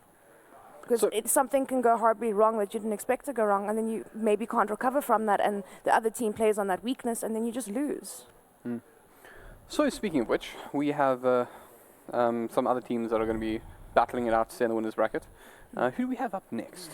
I believe it is VNR versus XD next at 3:30. So it's XTC and Pulse, I think. Yeah, an XTC and Pulse. Yeah, XTC and Pulse. But I believe the next match at 3:30 is going to be VNR versus XD, which is going to be a very exciting match. Very evenly placed teams, actually. I'm really excited to see these two teams face off against one another. Yeah. I mean, let's chat, like, I don't want to blow like all the content we possibly have on these sides just yet, but who are the players that you think are of interest from these two sides? For Pulse, we spoke about just privately about the. Okay, so we've just got in that it's going to be XD and VNR. XD and VNR next. All right, so there we go. So we switch around. I was just about to say. I know. I was about to say. I thought we'd agreed it was the other way around. Yeah, it's XD and VNR next at 3:30. Yeah. I spoke to the boys a little bit now. Said hello to the Cotter. Right. So let's talk about VNR then. I mean, now that we mentioned Cotter. I mean, if you wanted to keep talking about Pulse, it's fine. We'll figure it out. That would be weird. What are we going to talk about next? I'm sure we can talk to somebody and be like, guys, can we just change this around? I'm sure they won't mind. Make a plan.